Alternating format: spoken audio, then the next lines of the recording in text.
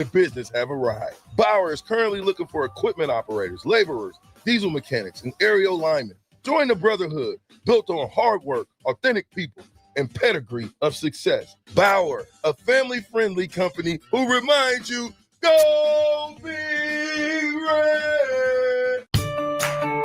This is Bill Mitchner, Executive Director of Lincoln Lighthouse. Did you know Lighthouse provides multiple programs for students such as one-on-one tutoring and mentoring, as well as pro-social skill exercises, while providing them a nourishing meal and a safe space during all months of the year, even during school breaks? Learn more or contribute to Lighthouse at lincolnlighthouse.org today.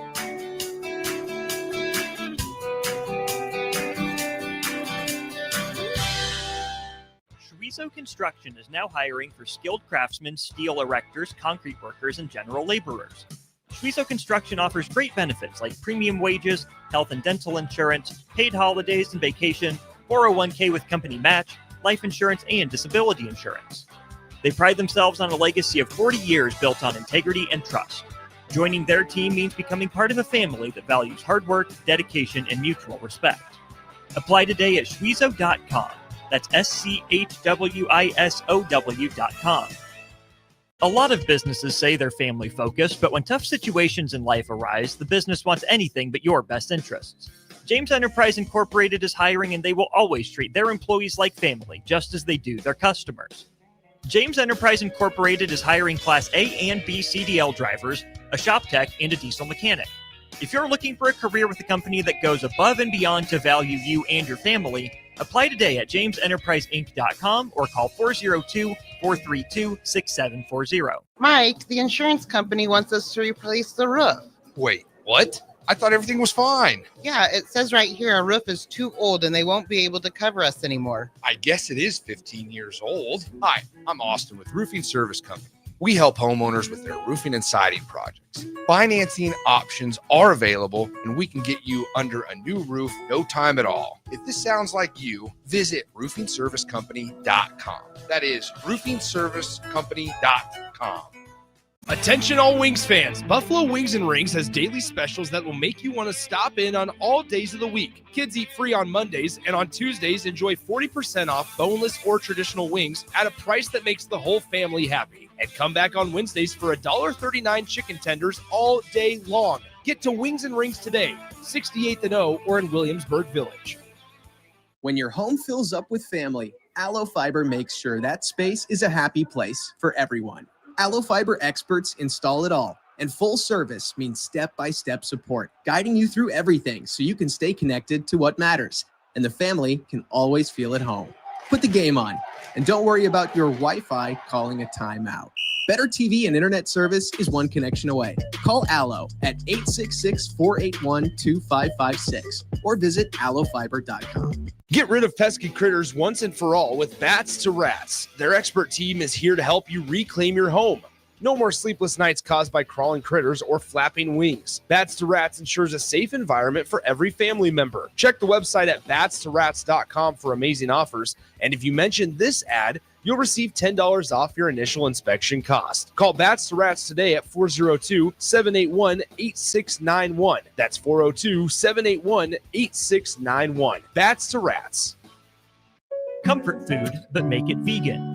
At Rutabagas, they're serving all your crave-worthy classics. Mac and cheese, loaded nachos, Philly cheesesteaks, all 100% plant-powered and 100% delicious. Catch them at their cozy spot at 70th and Vine, or find their food truck rolling through the streets of Lincoln. So whether you're vegan, veg curious, or just hungry for comfort food with a twist, Rutabagas has a plate waiting for you. Find them on Instagram for their food truck location and specials. Rutabagas, where comfort meets compassion. The party is back on in Lincoln this fall, and there's no party like the A1 Automotive Ticket Tailgate pregame show.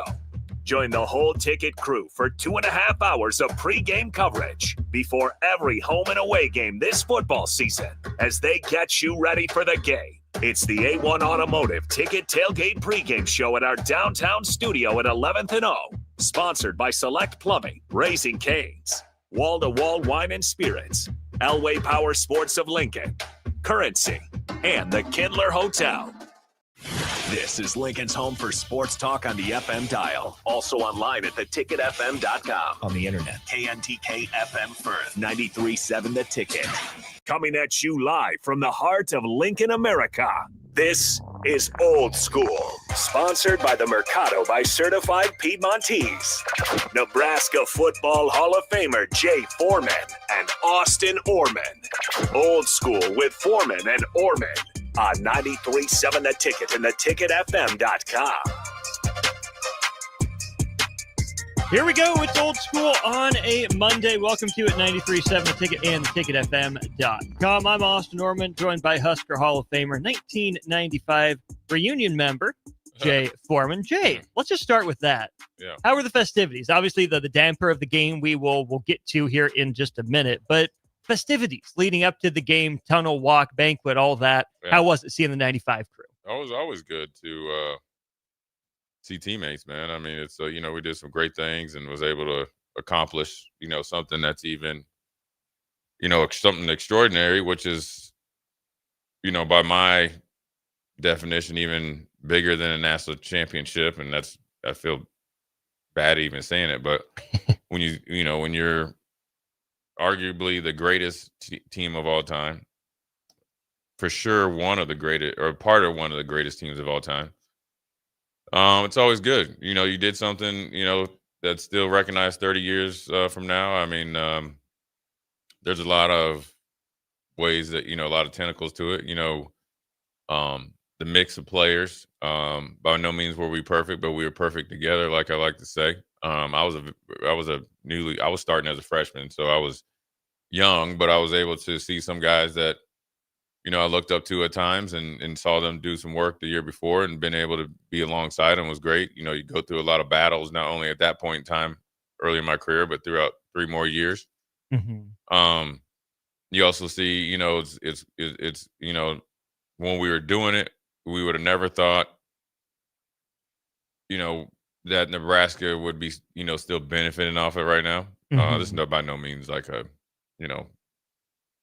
champion in the 90s. I mean, well, the hope is that they wouldn't have to benefit off of it because they'd be making their own history. Right. But they still are. And that's great. And that's part of the reason why you play the game. That's part of the reason why we gave our blood, sweat, and tears, and our bodies on the line. And so it was great to see everybody. There's guys that, I got to see some guys I hadn't seen for 30 years, like Scott Saltzman, right? So he was backup defense lineman, but played. He rotated a lot. I hadn't seen him since then.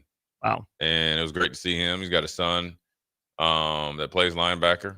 So it was great to see him. I hadn't seen raising him right. Yeah, right. Yeah. I got to see Jock Allen. That was great. And he's a great story. He came in, I think, from Kansas City. It's either he's from Kansas City and lives in St. Louis now, or it's from St. Louis and lives in Kansas City now. So it was, I was messing with him. It was like you went to the other, you went to the other side. But he was great. He was a scout team player. Gave everybody fits, and he made it competitive. He would do things to, like, when he'd score, he would throw the ball in the stadium or up the stadium. He would spike. He would do all the things to get to get under everybody's skin. But did he percolate? He did it. He did every day as possible. But the great thing about it, he played his role, and he was a big part of why we were able to be great, is because he gave. Sometimes I'd have to go against him in the slot. Sometimes that the corners they gave everybody work. It was great to see him, because as much as you have the star players, obviously Tommy and everybody else, that a guy like Jock Allen that played a big role in the team. It was good to see him. Sheldon Jackson, I got to see him. I saw him last year, but it's always good to see him. He's doing well. Riley Washington lives here. He cuts hair, by the way, so you need your stuff faded up. Little Unc can do you some stuff. I hadn't seen him maybe in I know I probably seen him before, but still, it's cool to see him. It was good to see some guys, man. I mean, it's different age groups, obviously, and different friend groups, but ultimately when we got there, it was a really good fellowship. Remember that time Kansas State showed up on your front door with a brown paper bag? Yeah. We're giving our listeners the opportunity to have their own brown paper bag and not get in trouble with the NCAA for it. It's time for the Cash Blitz $1,000 cash contest. Keyword: text the forthcoming word to 508-777-1000 or head to our website, ticketfm.com, and click on Cash Blitz to enter. Give you just a sec to pull out your phone. Get to the ticketfm.com. Again, the phone number 508-777-1000. All right, today's keyword for you in the $1,000 Cash Blitz is gift. Gift, G-I-F-T. Gift is the word. Remember, every keyword you enter is another chance to win. One lucky listener will take home $1,000 tomorrow around noon. Don't wait. Text GIFT to 508-777-1000 or go click on Cash Blitz on 93.7 The Tickets website. Enter the word GIFT for your chance to win $1,000.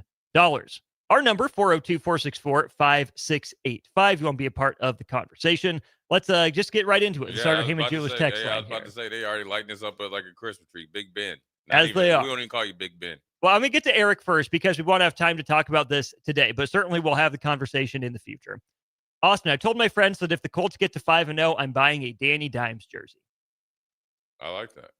There's one person in here that believed in Danny Dimes more than the person that's the Colts fan. Indeed. I want to see one more game, and then I'll eat everything. I texted you that yesterday. One more game against a team with a pulse, and I'm in. 75% of the teams that start 3-0 since like the 90s have made the playoffs. Yeah. Colts are doing their work early. You already know my Texans are out. You know Tennessee's out. And so Jacksonville's got Jacksonville. Jacksonville's going to Jacksonville, even though the coach has to try to have some swag. Right. But anytime the quarterback looks over and tells the coach to blankety blank, it's getting later. It's going to crumble here soon. And that it is. I mean, look, Daniel Jones is by no means is he Jaden Daniels or anybody like that, but I think it's a great. He's the best version of himself, and that's what matters. Right, but he had shown it before. It's almost like Baker Mayfield. People don't realize Baker Mayfield took the Browns to the playoffs with a torn labrum in his throwing shoulder. Couldn't throw, but was still throwing. And led them to the playoffs. Took the Chiefs to the 23rd hour with the same team. Wasn't an offensive explosion. It was actually a defensive battle. Chiefs obviously went on to win a Super Bowl. Then in the offseason, within weeks, Freddie Kitchens and everybody. Well, he didn't have arm strength. Well, I don't know much about the anatomy, and I know we have a lot of baseball players. A lot of baseball players or people that like baseball. I don't know any baseball pitcher that I've met, or quarterback, or any sport, javelin throw, anyway, that can really throw it as hard and as accurate as they can with a torn labrum. But the Cleveland Browns thought that's the reason to jettison Baker Mayfield, their number 1 overall pick. Yeah. Who led them to the playoffs. And then do you know who they proceeded to pick? Wait a minute. Why don't you look it up on that computer? I think you remember when they come out with that video? Yeah.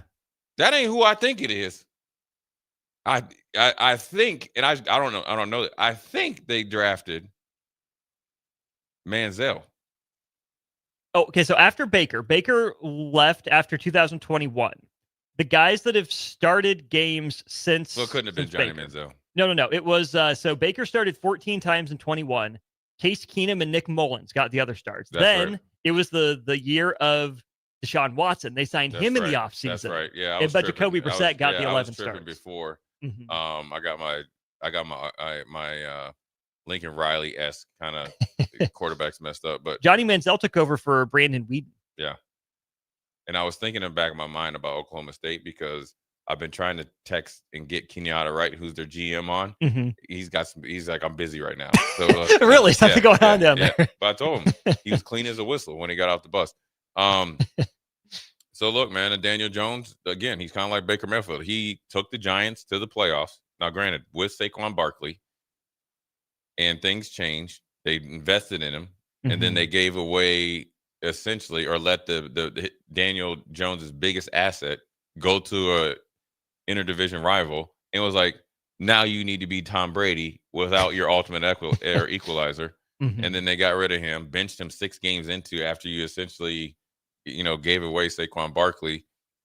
He's this year's version of Sam Darnold. Good on him, man. I mean, whatever the Colts decide to do with him. That was going to be my next question. If you're the Colts, what are you looking at in terms of extension? I think it's going to be something where I think Daniel Jones is wise enough because he's been paid that if he feels the coach believe in him, and you can still kind of be a shorter deal with Richardson, you got to figure that out as well. It's like 3-60 on the table, 3-75, 3-80. And with in the last year's an option. I mean, pretty much 2 years guaranteed. Yeah. See what you do. But they're gonna have to figure out that Richardson now. And really, if I'm the Colts, I'm calling the New Orleans Saints right now. Yeah. Right. A play caller that's worked with an RPO quarterback. I think a new city, a new organization would be great for Richardson. You calling the Panthers on that front too? I still think Bryce Young has some legs, but if Canales didn't want him, you just took the words out of my mouth. If I'm Bryce Young's agent, we're having some talks. You're not going to talk to the owner. You got to talk to the owner's wife because she's the one that made the decision. So you go to her and say, "Listen, thanks for bringing me here.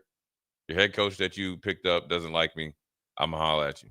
Because right now, when you look at how they're shuffling, when you shuffle it, it's like you don't want to be, when the music stops, you don't want to not have a seat.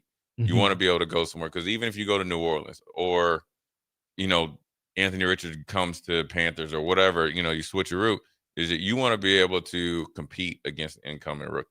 Yeah. And, it's hard. I hate it for a quarterback. Daniel Jones is able to get a chance, an opportunity to do so. The Jets are still on the table. Justin Fields is injury prone.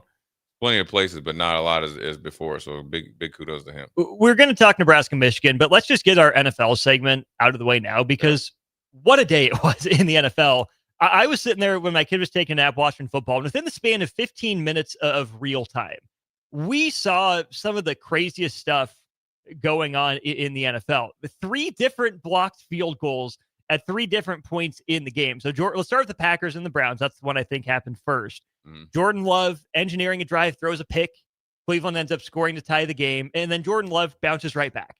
Gets Green Bay into field position to kick the field goal. They're lining it up. Cleveland says, nope, not going to happen. Blocks it.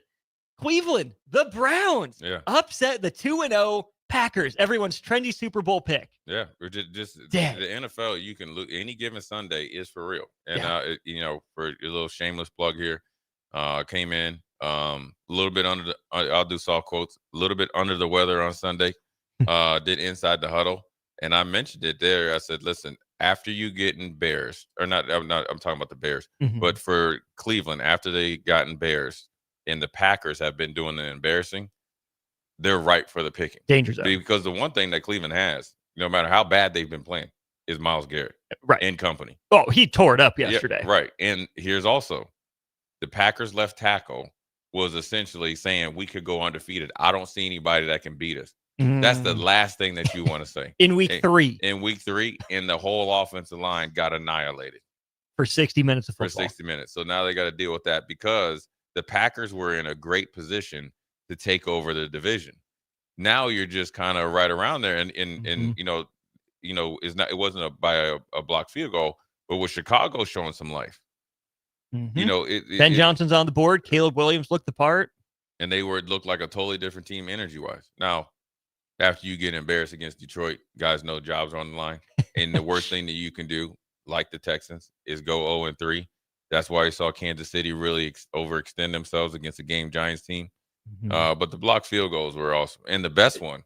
Which one are you going to? I'm now the realistic best one was Big Davis rolling out, because I was like, dang, first of all, he lost 50 pounds, 335 pounds. They said he got up to 18.5 miles an hour. That's a phenomenal feat. Fastest recorded ball carrier over 330 pounds. But I think it's the block. First of all, he had the Triple Crown.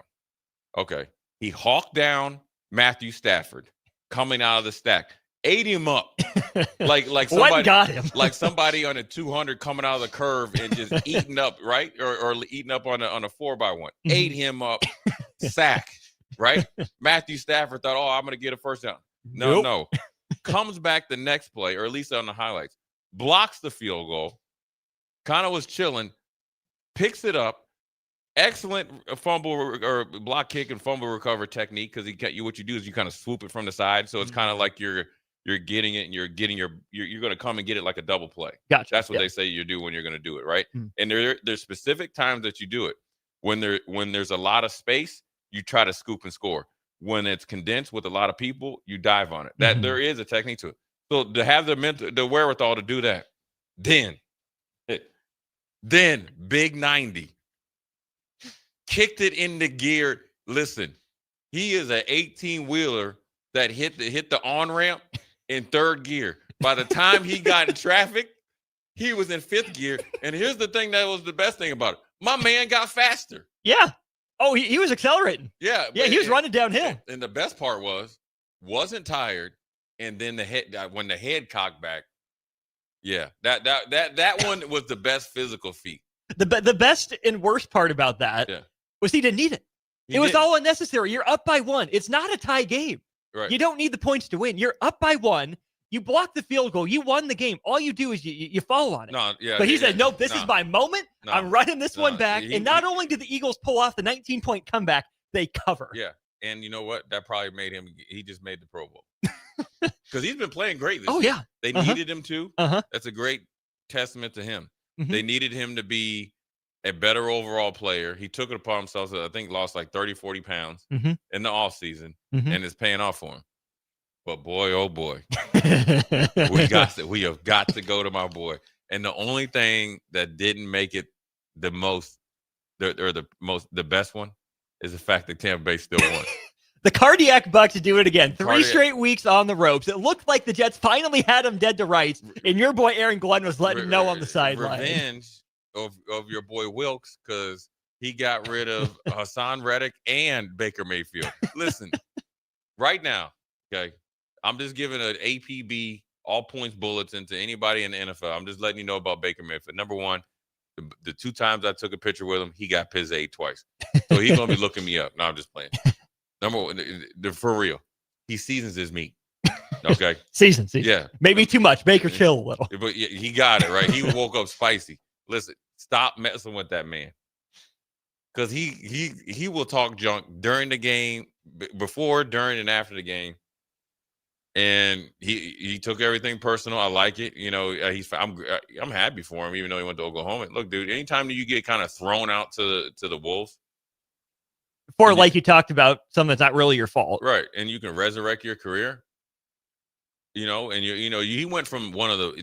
If he didn't go to the Panthers, get cut, go to the Rams, and they have that picture of him when he was going back home in Texas. You know, his glasses on, trying to figure out what he's probably texting his agent, and he goes out to the Rams. People wouldn't talk about he's a bust. Fresh off the street, right. Thursday Night Football comeback. Yeah, 2 days or something like that. Didn't even have any clothes in the hotel. Now look at him, and and it overshadowed my man Aaron Glenn. Now, only thing about Aaron Glenn, you had some joggers on. AG think he always thought it. Now he was fashionable and all that, but that dance. Oh, I've seen that. I've seen that before. I've seen that before. I've seen it in various places too. I've seen it in a controlled, upscale environment, as far as like at the Houston Texans Christmas party.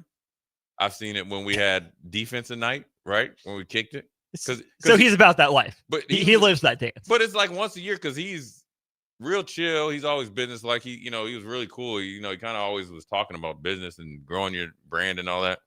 Oh, he grew his brand after that block field goal return. I've seen that up close and personal when I was in Houston. We did this. We should do this thing, kind of like it's like a whole week of like things. Like we did like golf and then we'd try to say we'd have a goal of who could offense, defense, who could come in with the best body comms. And then we had this thing where we did golf or whatever.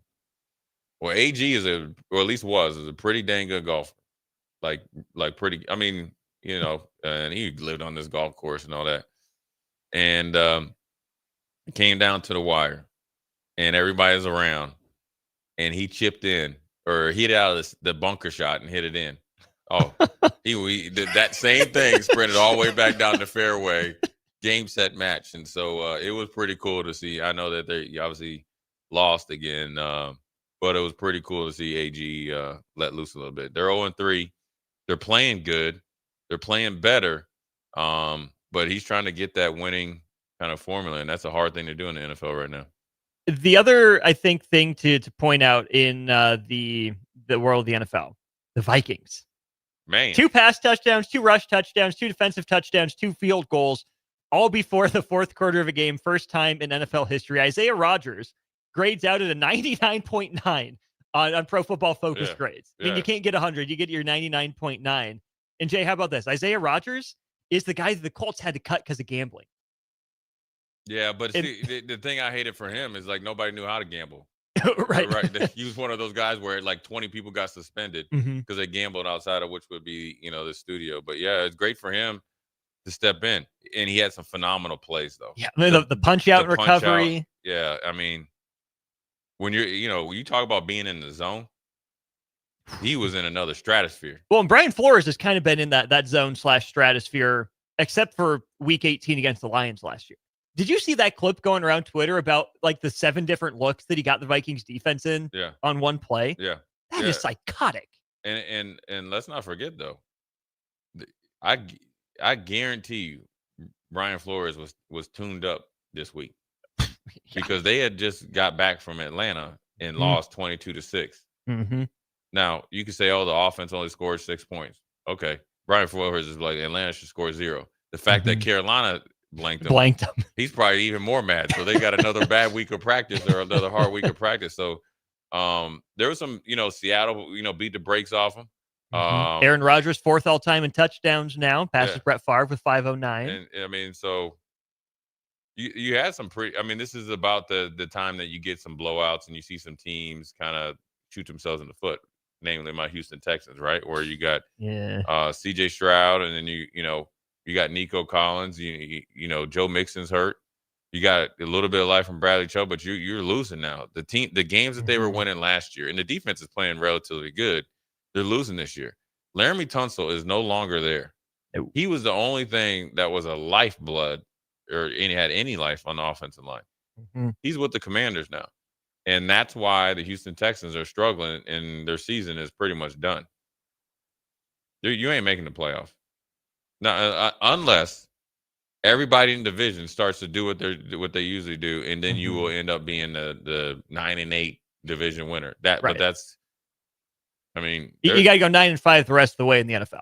Not easy to do. Yeah, and they could, they can, but the schedule doesn't set up for that. First place schedule. Yeah, and where you got when you look at another division, look at the AFC South. You have the Panthers coming in to where the Falcons are thinking we go 2-1, we have more than a leg up, and we possibly, could find a way to knock off Tampa. No. Yep. You're gonna get blanked 30-0 by Carolina. And before we go to break, did you see Raheem Morris? Oh yeah. Is there this is crazy. I would have never said this. You gonna allow Kirk Cousins to compete for a spot? No. What? No. Yeah, I'll just said no. You just gave this man $100 million. Guaranteed. Maybe not right now. We're gonna roll with Michael Penix until further notice. Well, further notice is about to be in a couple weeks. You gave him $180 million guaranteed. 4 years, $45 million. You're gonna give him a chance? No. Raheem, my dude. Yeah, you can't. It's hard to do that. Saying that. Because you could tell he's hot under the collar. I would be too, but that's the second time head coach still saying that. Yeah, but I understand what you're saying. You made your decision. The problem is you better get with Fontenot and get a trade partner. Because Kirk Cousins, like a lot of backup quarterbacks, or when we start talking about Nebraska, backup running backs or backup whatever, become a lot more popular and a lot better when you're losing. Nobody loves the most popular guy on the team it's either the second or third team quarterback, depending on the situation. And so that's going to be something to watch, because Atlanta and Arthur Blank, they'll pull the plug. That Home Depot money is still Home Depot, and so they'll pull your key card real quick, because it's been rocky. Whether it's Jeff Ulbrich in the draft thing, Kirk Cousins, and then drafting Michael Penix getting blanked.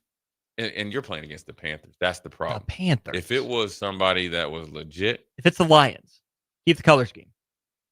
Different story. Yeah. The Panthers. And I mean, my whole thing is you lost to a quarterback that the head coach don't even want. You at least have the luxury of benching the quarterback that your coach doesn't want. Carolina's not there right now. Yeah. So let's go to break there. We'll call it Brian Munson of Husker Online. Recruiting update out of Nebraska, Michigan. All that and more ahead on Old School. You're listening to Old School with Jay Foreman and Austin Orman. Download the mobile app and listen wherever you are on 93.7 The Ticket and theticketfm.com.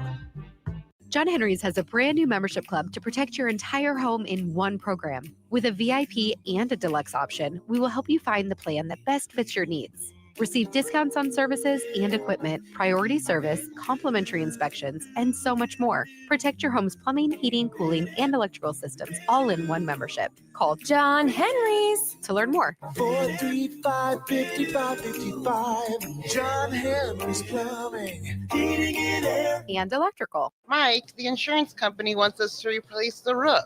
Wait, what? I thought everything was fine. Yeah, it says right here our roof is too old and they won't be able to cover us anymore. I guess it is 15 years old. Hi, I'm Austin with Roofing Service Company. We help homeowners with their roofing and siding projects. Financing options are available, and we can get you under a new roof no time at all. If this sounds like you, visit roofingservicecompany.com. That is roofingservicecompany.com.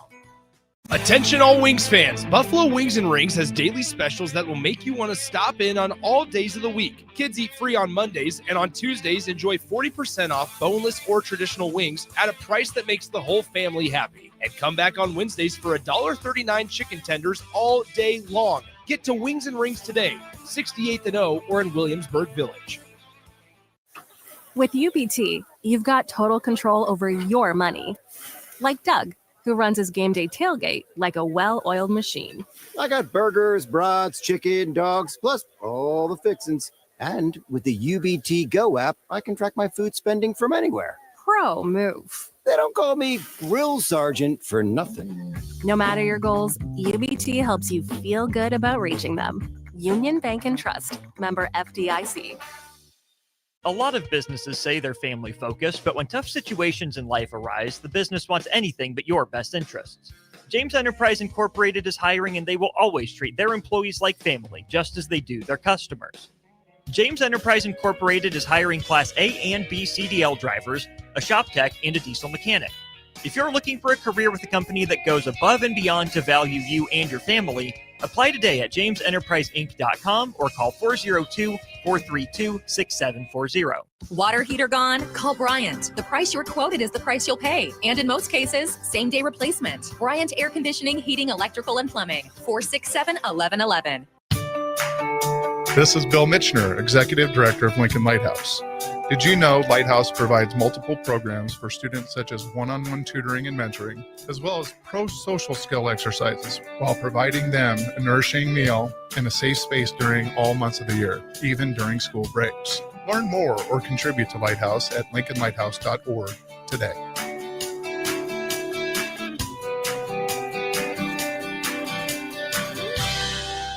Hi, Sean Callahan here for Koppel Chevrolet GMC. This month kicks off Koppel's 50th anniversary sale. We're celebrating 50 years by offering an additional $500 discount to the next 100 customers that buy a new vehicle. This is in addition to the huge savings already in place. You can take an extra $500 off our discounted price, or we can cut you a check on the spot. Celebrate with savings and see why customers have trusted Koppel since 1975. It's our way of saying thank you for all these years. For remote starters, audio upgrades, and more, there's only one place to go. Auto Sounds of Lincoln at 48th and O.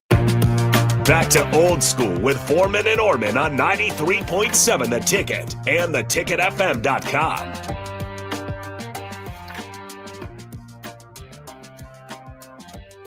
Welcome back in. It is Old School 93.7 The Ticket and theticketfm.com. Austin Norman, Jay Foreman with you. But we're headed to our Aloe Fiber VIP line. Had to take a week off last week, but that's okay. We are reunited with our Husker football recruiting insider, Mr. Brian Munson of Husker Online. Brian, thanks for being back on the show. How are you, good sir? I'm good, man. How are you? We're good. We're good. The vibe's a little low in Lincoln following the loss to Michigan, so that's why we called you up. Hopefully you got some good news for Husker fans in the recruiting front. Do you have any good news for Nebraska on the recruiting front? Can fans take some solace that the weekend with the future Huskers, the potential ones at least, went well enough that there are positive signs out of the weekend for the Husker program? Yeah, I mean, I think every time I've had to like get on the phone and talk to recruits after a loss, I think everybody is very concerned about that. Number one, because there were, maybe not a lot of guys making their first trip to Nebraska, but it was their first game, in Lincoln. And I think everybody kind of just wants everything to go as perfectly as possible, and it was great weather, fantastic opponent, kind of a great atmosphere, and all the things you can kind of have, except the result of the game was not what you kind of envisioned. So, and kind of talking to the recruits, it was something that got brought up. It wasn't, it wasn't one of the sticking points. It wasn't a point where they said, oh yeah, I couldn't imagine coming here and playing for these guys. They just lost to Michigan. I mean, it never is, number one. I actually remember, I can recall, I think under Bill Callahan, some of the best recruiting weekends being losses. But I think that's when you're kind of trying to drive the narrative that you need help, that you don't have the talent currently on the roster, and you can kind of then, turn those dials and kind of get people to buy in on the idea that you need the help and that they could come in and help you out like immediately. Mm-hmm. Matt Rule's in year 3. And this was a year that people kind of been a little bit all over the board, somewhere between 5, 6, 7 wins up all the way out to 12, if you're Will Compton. And I think that, I think it's, though, I mean, kind of comes back to like how he has fared at Temple and how he has done it at Baylor in year 3.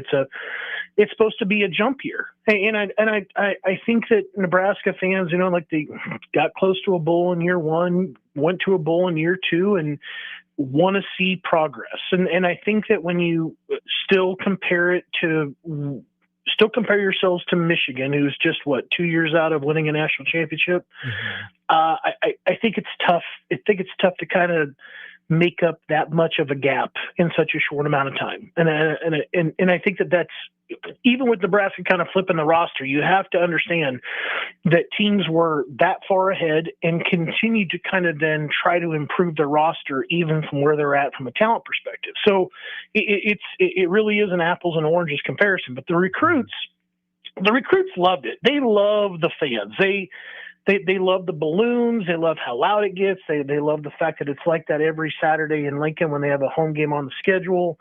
And I think that for those that, that were there for the first time and had a chance to see the facilities and look around and see the campus and meet all the coaches and stuff like that, it's always a special treat for those guys to kind of get that opportunity. So one new offer on the weekend, Josh Johnson, who's a junior defensive lineman from Key West, Florida.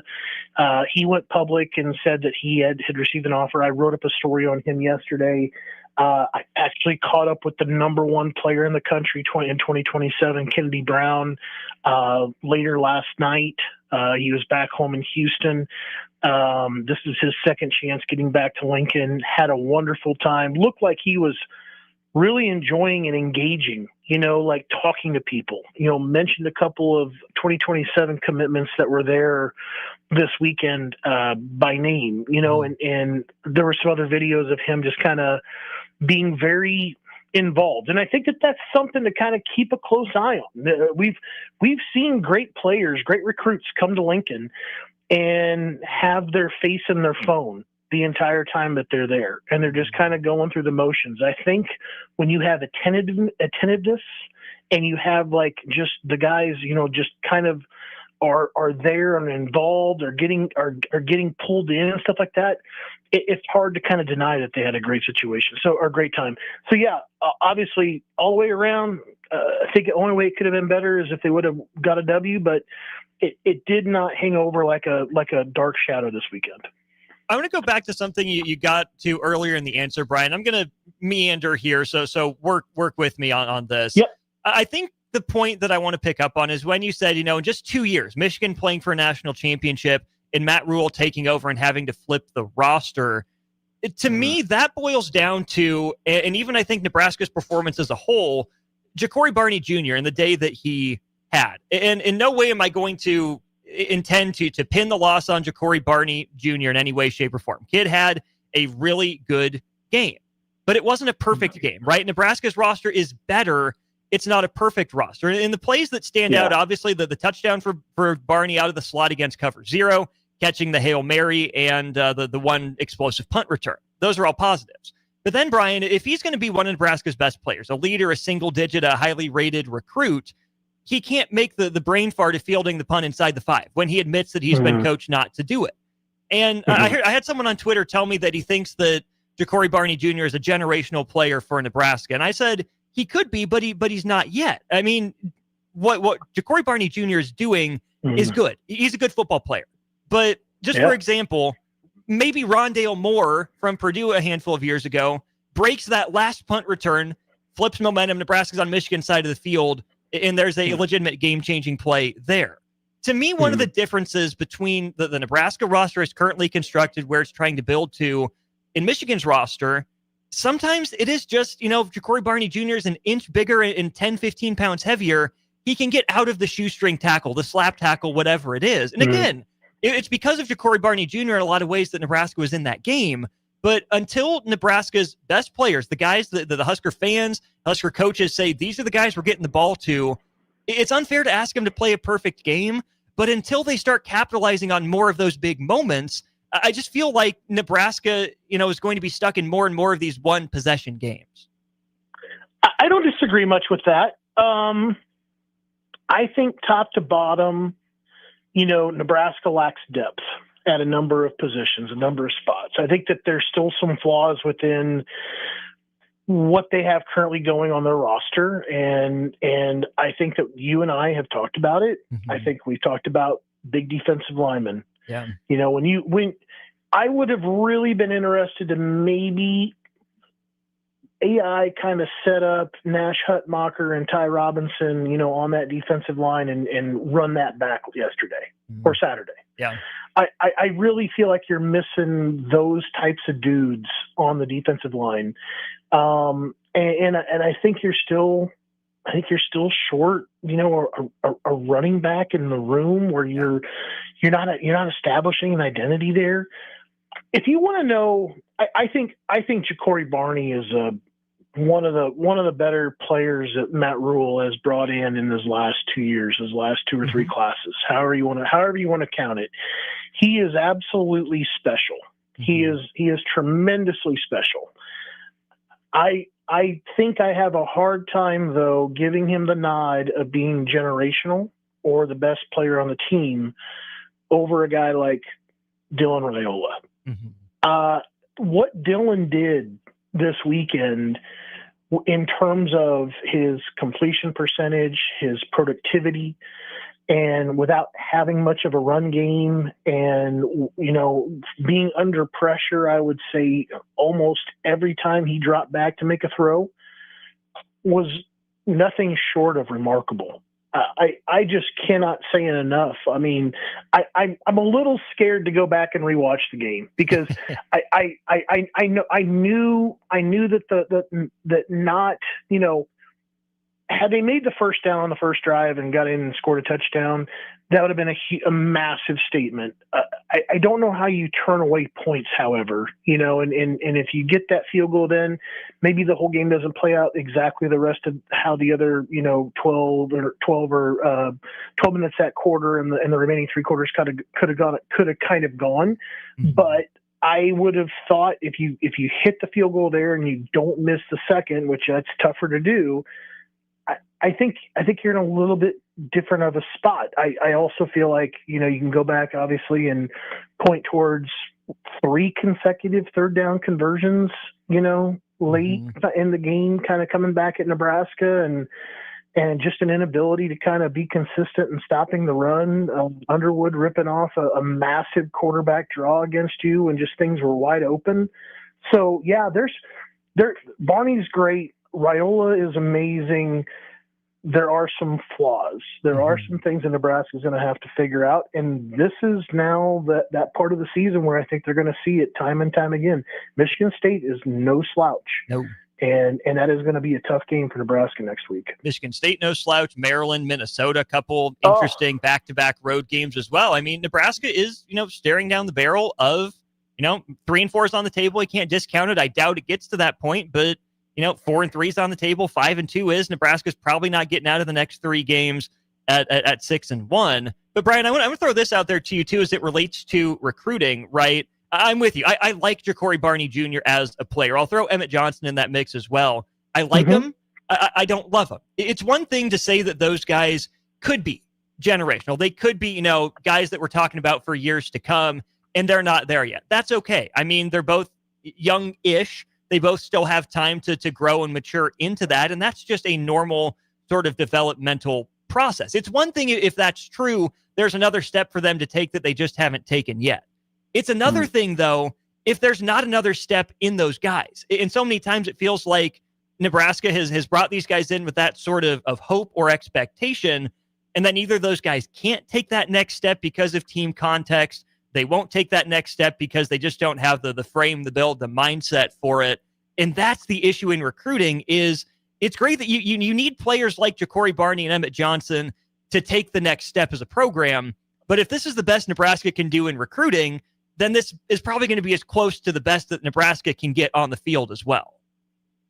Well, I see what you're shooting at, and I wonder, however, if you elevated other players around Ja'Cory and you elevated the other players around Dylan, and maybe you had a little bit more consistency in other areas, and you could establish things like a run game, and you could give Dylan, 2.5+ seconds to kind of, go through progressions and make a throw.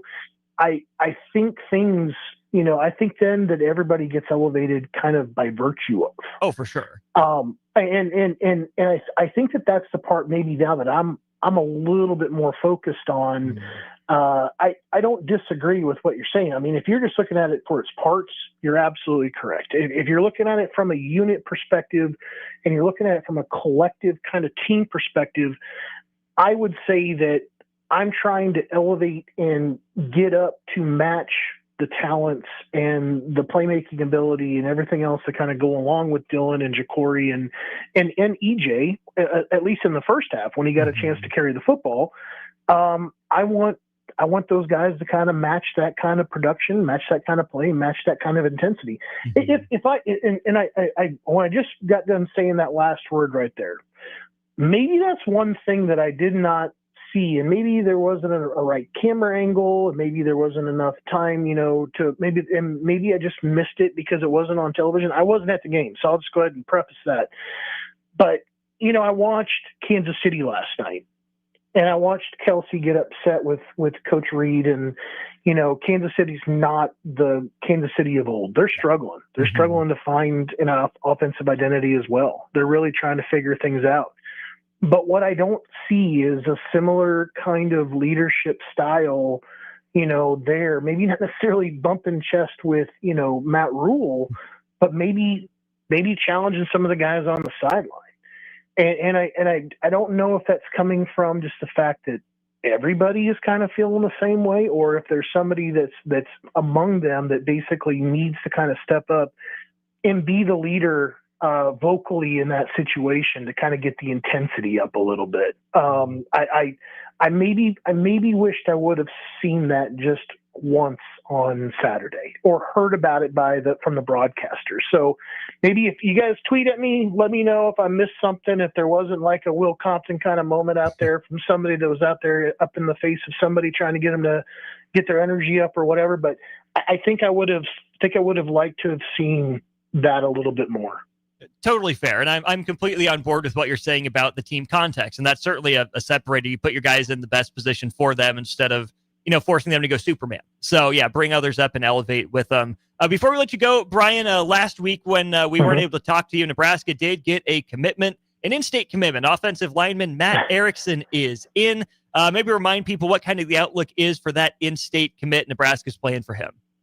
Well, he's a big old dude. I mean, if you looked at him next to Kennedy Brown, I mean, he's got 4.5, 5 inches on Kennedy Brown at least. I mean, he's He's a really, really long dude. I think when we weighed and measured him in January, February, earlier this year, I want to say he came in at 6'7.5" or 6'7 3/4", and he was 283. And now the commitment picture that I had to use is the only one I had at the time. That's really kind of meets our profile, what we like to do with our edits, was that picture from that weekend. He got upset with me. Not upset. He wanted me to substitute it out, and it was too late for me to do it because I already had the picture done. But he was like, I was in basketball shape. I wasn't in football shape. And then he forwarded back a picture of him, full garb, Millard North stuff, and really looking tough. So I think he has kind of that quality that you just, whenever you hear it, like you can't coach size. He's got size. He has tremendous length. He's got a lot of athleticism and coordination actually for having that length, which I think is something that Nebraska is really looking forward to kind of getting a chance to work with. He's by no means a polished guy. He's not somebody that I think you can kind of anticipate would come in and even pull off like what Gatula did last year. I mean, he's going to need a little bit of time. The step up in the game, getting a chance to add that extra weight to his frame, really putting it all together and, getting it down into the ground with your feet. It's going to take him a little bit of time. He's going to see a huge, massive jump from Class A to seeing, obviously, from what we all saw on Saturday in number 1 from Michigan, running past several Nebraska offensive tackles. That is a premier position in the Big Ten. And it is a really complicated spot to play at offensive tackle because some weekends they look like that guy. Some weekends are a little bit bigger, stockier, and can kind of bull rush you a little bit more as opposed to guys that are just able to run around you. So it's a tough spot. It's a very tough spot, but he's got all the right tools, including that length and that size. That's a great in-depth look at Nebraska football recruiting post-Michigan and even a week before. Brian Munson of Husker Online. Check out the work there, huskeronline.com. Brian, great to catch up with you. Thanks a ton for that fun back and forth there. Really appreciate your insight. Hope to do it again next week. Sounds good, buddy. Take care. Brian joins us on our Allo Fiber VIP line. That's where they understand the importance of exceptional service with local heart. Allo, the official internet provider of the Nebraska Cornhuskers. We'll go to break, bring Jay Foreman back in, give you your chance to win $50 to Grotto Bar and Lounge. All that wrapping up Hour 1 of Old School. Watch Old School live on Facebook, YouTube, or Twitch. Old School with Foreman and Orman on 93.7 The Ticket and theticketfm.com. Jack Russell of Farm Bureau Financial Services is here to help you protect things that are most important to you. Whether it's your home, your family, or your future, Jack Russell has the proven experience to get the job done while developing authentic relationships with you. Give Jack a call today at 402-421-9100. Again, that's 402-421-9100. Or visit one of his 2 locations in Lincoln or Seward and learn how you can excel in the complicated world of insurance. Jack Russell of Farm Bureau Financial Services, a trusted and well-respected representative since 1999. Water heater gone? Call Bryant. The price you're quoted is the price you'll pay. And in most cases, same-day replacement. Bryant Air Conditioning, Heating, Electrical, and Plumbing. 467-1111. What's it take to be a mentor with big brothers, big sisters? It takes 30 minutes and a cup of coffee. A video game, best 2 out of 3. It takes sharing thumbs up emojis, clapping emojis, and loaded nachos at halftime. That's how you make an impact on a young kid's life. So go on, share a few hours a month, because mentorship may sound huge, but the truth is, it takes little to be big. To learn more, volunteer, or donate, go to bebignow.org. Have you heard about Advanced Medical Imaging Surgery Center? Located at 7555 Pioneers Boulevard, Advanced Medical Imaging Surgery Center offers compassionate, patient-focused care and provides outpatient surgery services, making it possible to have non-emergency surgery and return home the same day. Advanced Medical Imaging Surgery Center specializes in cardiology, vascular radiology, orthopedics, pain management, and much, much more. Give them a call today at 402-261-1085 or online at amimaging.com. Big news, Nebraska. Love Omaha is now Love Nebraska. This is more than just a new name. It's a tribute to what Nebraska represents in the world of volleyball. It's still the same team with the same mission, led by players you know and love. Now backed by a new ownership group led by Jordan Larson. As Love Nebraska, they're entering an exciting new chapter, pushing for a championship title in 2026 and building new opportunities for the next generation of players across the state. They want you with them. Let's show the world how Nebraska plays volleyball. Join the movement at lovneb.com and sign up to become a Love Nebraska Insider today. Are you looking to upgrade or improve the garage door on your home? This is Cameron Hall of Doors Plus. At Doors Plus, we guarantee to offer a wide selection of options from 5 leading garage door manufacturers as we deliver a free estimate, exact measurements, and rapid installation with a 3 to 5 week time frame. When you choose Doors Plus for your residential garage door needs, you'll work with our experienced technicians and be ensured that your new door seamlessly complements your home. Give us a call at 402-590-5800 or visit us online at doorsplusllc.com. Doors Plus, garage doors and more. Your business runs like a well-oiled machine. It's important that your actual machines do too. Stern is here to make sure you don't have to worry about that. They provide solutions for heavy equipment and automotive fuels, lubricants, and equipment guard options.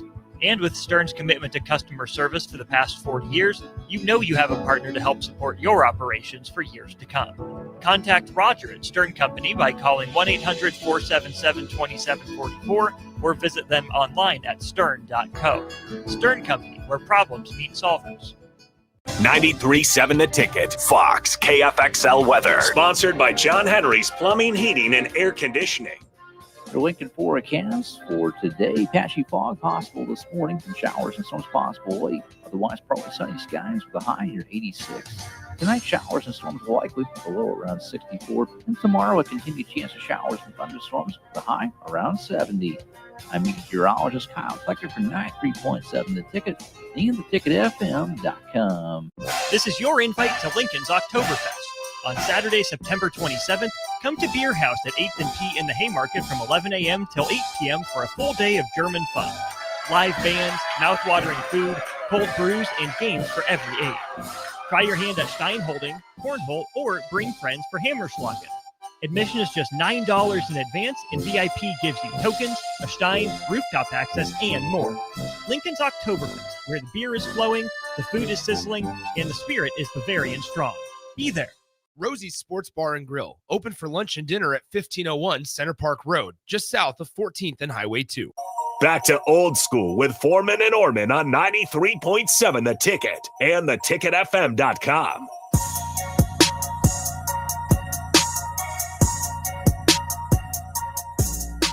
Big thanks, Brian Munson, joining us. First weekly Monday visit here on Old School. Lost Norman, Jay Foreman back with you. Plenty to get into from Nebraska and Michigan coming up in hours 2 and 3 of the show. We will be joined by Tom Chattel at 4:30. Tom has a banquet tonight, so no Husker football hour like you're used to. So we'll get Tom on, chat some Huskers here on Monday anyways. But we got $50 to give away to our friends at Grotto Bar and Lounge. Everyone's favorite question to ask is, what's for dinner? The easy answer, of course, is Grotto Bar and Lounge, located in the Clock Tower Shopping Center at 70th and A. Their menu is full of unique menu items, including the peanut butter burger or the wizard pastrami sandwich. Also got your more traditional sports bar and lounge items like a mushroom burger or a French dip. Also have daily specials, incredible drink options. Visit Grotto Bar and Lounge today at 70th and A. Do a normal over-under push question. I ask Jay Foreman to give me a number. You go over, under, or push his answer. Texter number 4 with the right answer, over, under, push, will win the $50 to Grotto. All right, Jay. Curt Cignetti, making college football history. The highest point differential for a head coach in college football history through 16 games. What is Indiana's point differential over the last 16 games? Ooh. 16 games. He has beat out 28.5. Like total, not average. Average. So, no, like total. How many total points has Indiana outscored its opponents by? by? You got me over here trying to do some math. How many total points has Indiana outscored its opponents by in the first 16 games of Curt Cignetti's tenure? 328. Jay says 328. Texter number 4, over, under, or push. Let us know, 402-464-5685. I know it's He passed Urban Meyer at Florida in 05-06. Gus Malzahn at Auburn. I believe that's Chris Peterson at Boise State. Larry Coker at Miami. Is number 5 now on the list. Steve Spurrier at Florida. How about this? Kalen DeBoer at Washington. Ryan Day at Ohio State. Chip Kelly at Oregon. And here's a fun one. Howard Schnellenberger at Miami. Schnelly, now in 10th place, plus 216. We have the answers in. So Urban Meyer in second place at plus 263. The answer will be under, but not by too much. So 92-18, you win the $50 to Grata. Indiana is plus 277 points under Kurt Signetti. That's pretty dang impressive. Plus 277. That's insane. That's in the neighborhood of, quick math, that's like 14 points per game, essentially. Yeah, and that's about right. I was like, okay, they beat Indiana State 77-0. They beat somebody else in the high 60s, 70s last year. And last week. This last week. They beat us by 49. Mm-hmm. Yeah, they're pretty, they are consistently beating teams like that, at least right now. Mm-hmm. So 92-18, you win the $50 to Grata Bar and Lounge. We'll go to break. We'll talk some Nebraska, Michigan. Ben, we know you had your question. We'll talk about that more. Day 2 reaction to Nebraska's loss to Michigan. He's Husker Hall of Famer Jay Foreman. I'm Austin Norman. This is Old School on the Ticket. You're listening to Old School with Jay Foreman and Austin Orman. Download the mobile app and listen wherever you are on 93.7 The Ticket and theticketfm.com. Empire Netting and Fence delivers top-quality netting and fence solutions. From major sports venues to backyard installs and everything in between, coast to coast. We take on tough jobs with grit, integrity, and a strong commitment to safety. Empire is growing, and we're hiring motivated people ready to grow with us. We build each other up, and we're building something big. Think you've got what it takes? Apply now at empire-fence.com. That's empire-fence.com. It's the best time of the year to order a new John Deere self-propelled windrower from Landmark Implement during the early order program. Hay harvest is a race against time. Order a new John Deere self-propelled windrower to harvest your hay quickly and efficiently while promoting quick dry down for quality hay. Now is the time to lock in the best price of the year. Contact your local Landmark location for full details on a new self-propelled windrower and experience the Landmark difference. Gaina Trucking is hiring CDL Class A and B drivers. Their strong team culture makes it not a job, but a career. Gaina Trucking offers health, vision, and dental insurance, 401k with company match, an employee assistance program, and other bonus programs. Build a better career today with great team culture at Gaina Trucking. Learn more and apply today at GainaTrucking.com. This is your invite to Lincoln's Oktoberfest. On Saturday, September 27th, come to Beer House at 8th and P in the Haymarket from 11 a.m. till 8 p.m. for a full day of German fun. Live bands, mouth-watering food, cold brews, and games for every age. Try your hand at Steinholding, Cornhole, or bring friends for Hammerschlagen. Admission is just $9 in advance, and VIP gives you tokens, a Stein, rooftop access, and more. Lincoln's Oktoberfest, where the beer is flowing, the food is sizzling, and the spirit is Bavarian strong. Be there. Oh, Kansas. Here we go. Second half today. You just don't stop giving, do you? Green flag, we're underway. The closest finish in NASCAR Cup Series history. Close to downtown, amazing campgrounds. 3 NASCAR races in one weekend, and it's the playoffs. You guys can't drive. Now you're just showing off. But we're not mad. In fact, we're looking forward to it. NASCAR Playoffs Weekend at Kansas Speedway, September 26th through the 28th. Get your tickets now at kansasspeedway.com. Wall-to-Wall Wine and Spirits is your place in North Lincoln to go for all your needs in wine, spirits, and beer. They also have a large variety of cigars in their walk-in humidor, and they have a top-notch walk-in, temperature-controlled high-end wine room. Plus, you can enjoy free samples from their tasting bar. There's only one place to go for all your needs for spirits and cigars. That's Wall-to-Wall Wine and Spirits on North 27th Street in Lincoln.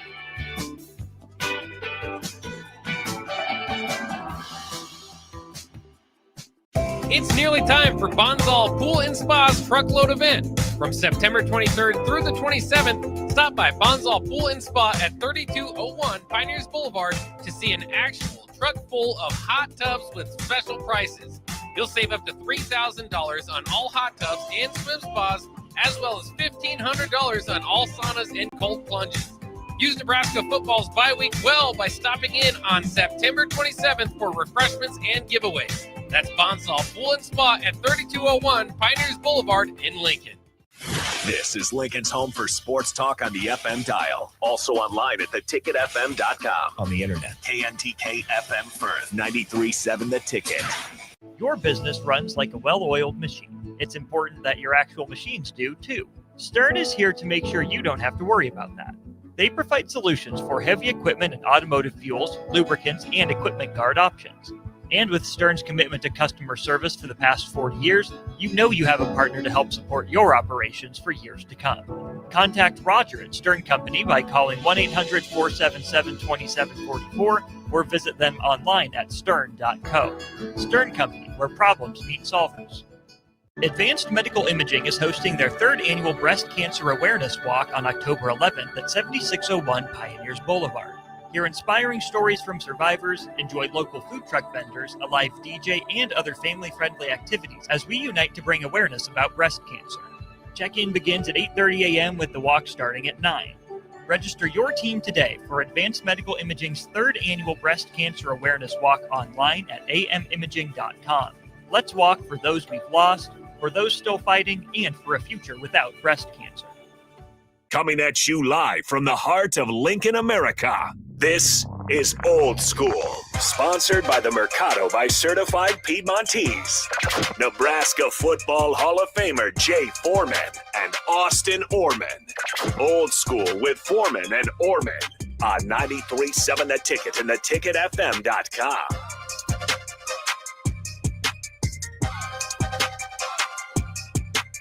Rolling right along into hour 2 of Old School. Austin Norman, Jay Foreman with you. Brought to you by, of course, the Mercado by Certified Piedmontese. 3 Lincoln locations and 1 up in Omaha for you to check out, or the mercadobutcher.com. All right, Jay, let's not waste any time. Let's get into it here with another day to sit on it, to think about it. What still stands out to you about Nebraska's 3-point loss to Michigan?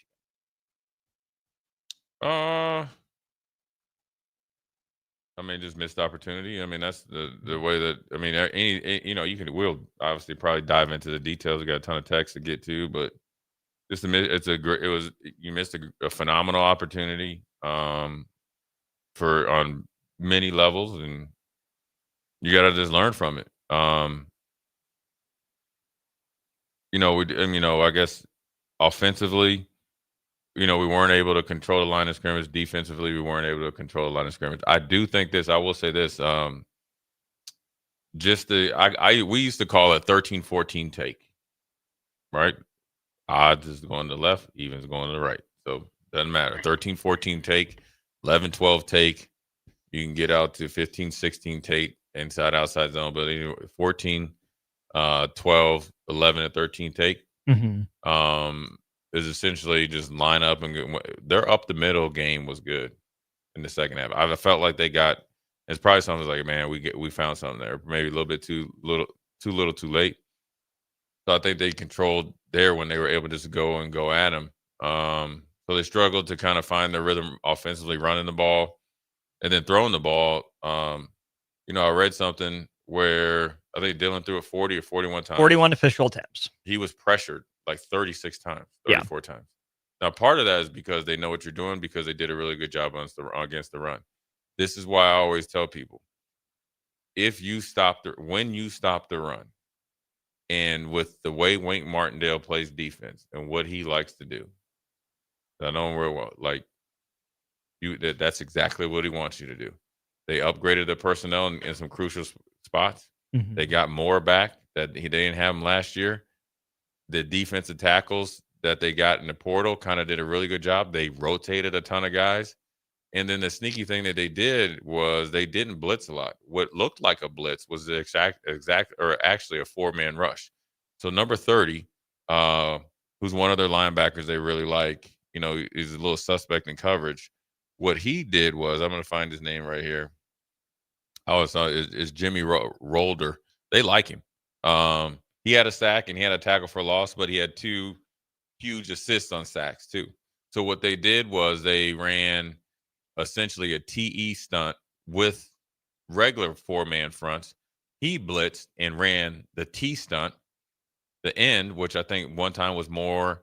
The other time was Barham in on that at all? Barham. So both times he set up the sacks, and that's what their go-to was. So they had a pretty effective plan that they were able to dictate the pace, even though the offense was able to move it at times. And then defensively, I'm going to tell you this right now. It was all self-inflicted. Fundamentals, playing a little too high, understanding numbers, how the offense is going to attack you. When your gap closed, you go over 1 or back 1. You got to know when you're supposed to try to take a shot. When you do, you got to run fit well. That's what Michigan does. They're not the same. Their lines aren't the same that they've had over the last 5 or 6 years. They looked like it on Saturday, and that was the problem. But they're pretty good, and I think their defense is getting better. And I think their defense was sneaky good last year, like nationally. So, and Wink is going to look. You come to Michigan, you're going to be able to play man to man. So you got. I think both the corners were freshmen. Yeah, young guys. All right. Well, then that's okay. So, and they don't know no better, right? Right. So it's out there locking up. That's what they're told to do. But what they do. And I know that the coach said that, they felt like they were getting after him physically. In reality, or in theory and in reality, they were, but it was because we were playing a little too high, not playing with heavy hands, weren't violent getting off blocks, and then we're out of space. So you look hesitant and you look soft. So those are the things that they got to go correct, know the why and where you have to be in the defense, and also don't just be focused on the play that you get in practice or the formation that generally this defense is made to go up against, because the offensive players and the coaches have, they're able to bite back and they're going to game plan. And so you have to really, really study every single call versus every single play or formation or concept. Let's get to the Starter Heyman Jewelers text line. Some of your thoughts here. Ben, you've been waiting patiently. Appreciate you hanging on for this answer. Ben says, deep in the red zone, Jay, are you kicking the field goal and taking the points, or are you going for it? I'm doing all 3. I understand why you go for it. I do agree with Coach Rule. Like, you're gonna beat a team like Michigan. You got to beat them. You got to make that play. You got to execute. I think one of their defensive tackles he did a swim move, right, or something like that. Just blew up.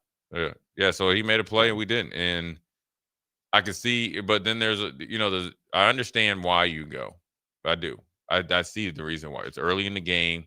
You walk the ball down the field now. This isn't like you got aided. Now, here, I will tell you this. Now, for me, the reason why I'm probably not a head coach, because I probably would kick the field goal. We'll get into that. Okay. But keep going. Okay, so here's the thinking. And this is why I would have probably went for it on Saturday. Okay, we come out, we get the ball. We literally percolate down the field. All right? Like your boy Hank Stram, when we keep matriculating down the field. We matriculated down the field.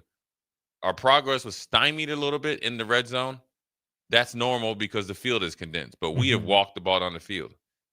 And you get in the 4th down, you felt like you did pretty good on the edges. And, even though you got a little bit of pressure in a couple plays before, you got to understand that they're going to give you a little bit of pressure, get some pressure. So in that case, I go for it. And everybody loves the call when you make it. They hate it when you don't make it. Kind of like Illinois last year. It was the perfect play call. It just didn't hit it. So probably was a good play call. It wasn't executed very well, or up to the standard. Obviously, or else they would have made it. And then on the flip side, why do you shoot the 3, or why do you not shoot the 3? you take the 3 points because then therefore you keep the momentum. And you always keep trying to stack points. But even though you didn't make it, you got off the field quickly and still had a chance to get back those 3 points. Yeah. Right? And then you just missed the field goal. Difference between an all Big Ten guy and Zavada and your transfer guy. Yeah, and Zavada had been struggling to Michigan standards. Yeah. Now, he obviously made a deep one. Yeah. So I don't think that had a bearing. Look, everybody thinks like, okay, those 3 points, we're going to overtime. I'm going to just burst everybody's bubble. If Michigan was up by that same 10 points 4 minutes earlier, they would have played defense totally different. Yeah. They wouldn't have just let you kind of dink and dunk down there because they're playing the prevent, big plays. The game clock game. Yeah. Mm-hmm. Let you kind of bleed yourself out. So don't, everybody, don't get punch drunk or off this 1-score game. Don't do that. Mm-hmm. Because you got to look at it. Okay, granted, we get the onside. We're in business. You get so I don't mind the call either way, because I guarantee if we kick the field goal and lost by 4, people are going to say you should have went for 2 or went for a touchdown. Went for it. Yeah. You can also give yourself a chance. Yeah. The other, so I don't love harping on that decision on its own. I get people have questions about it, and we're happy to talk about it, but it was the first drive of the game. Mm-hmm. You had 55 other minutes of football to do something about it, and you didn't. It's easy to point back to that in retrospect, right? I think a bigger pivotal moment was Hunter out of the back of the end zone. You weren't getting the Brandon Riley call like against Michigan State there. There's 4 points that you leave on the board in a one possession game. Of course, butterfly effect, ripple effect, and not everything's the same. I was not surprised to see Nebraska go for it. Whether or not it was the right or wrong call, we'll get to here in a second, but I was not surprised.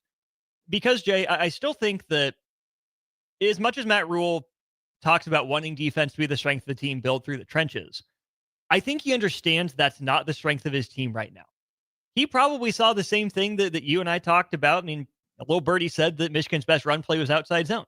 Nebraska's worst run play defensively was outside zone. Matt Rule probably knows that. They might have a hard time stopping it, could lead to some explosives. And so I think when you think about what Nebraska's strengths are, the play call that they did, that's worked for them before. I mean, they've run that exact similar concept. They got out-executed by Michigan. Maybe they were too predictable, whatever it is you want to say. It just didn't work. I'm going to believe Matt Rule that the analytics say go for it. I would tend to agree. He said it was overwhelming, and I'll take him at his word for that. Listeners should know by now, that's kind of my jam. Listen to the numbers, trust the gut. In the long run, it will work out. I still believe that to be true, but we're not looking at the long run when we look at what helps us win this game right now. If you score 7 points, that obviously helps you win the game. 7 points is better than 3 points. But there's no guarantee that you score. That part, and that's where I'm getting. 7 is better than 3, but 3 is better than 0. You did just do all that hard work to drive down the field against still a good, solid defense. No, they're more than solid. They're good. Sure. Well, yes. Maybe the confidence boost of just getting points on the board is something. And in the context of this team where it's at right now, the analytics may say one thing. Let's say that it's, 70% recommendation, go for it. You got to knock that down a little bit, however you want to adjust for your team's current shortcoming in, goal-to-go situations and in short yardage situations. That Nebraska doesn't just have the power run game to push around many opponents right now, let alone Michigan.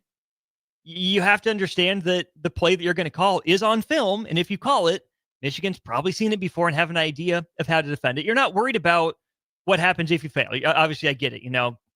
Play hard and no fear of failure, all that sort of thing. But where I think Matt Rule kind of copped out a little bit, and where stat nerds like me can get into trouble, is saying, well, I have the data, I have the numbers.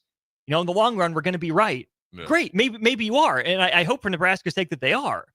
But in drumstick, you have to take the points in the Big Ten. No, you got to win games in the Big Ten. Sometimes going forward is the right call. Sometimes kicking the field goal is the right call. While I was not surprised Nebraska went for it, while I appreciate and admire the confidence and the message that it could have sent had Nebraska converted and scored the touchdown, there needed to be an adjustment in Matt Rule's mind of, my team is not good in short yardage goal-to-go situation right now. It might be the better option to take the points. Even if I love in theory the decision to go for it, in practice, Nebraska is not good in short yardage. It wasn't going to get easier throughout the game. It was going to get tougher to drive. Maybe just getting on the board first, coming away with points would have been the better decision. Again, it's easy to second guess, and I don't want to just dwell on that because there were, again, 55 minutes of football left to be played after that.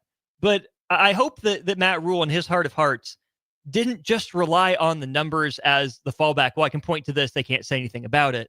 You got to take the numbers into consideration. They can't be everything. They're one factor, as is the current context of your team.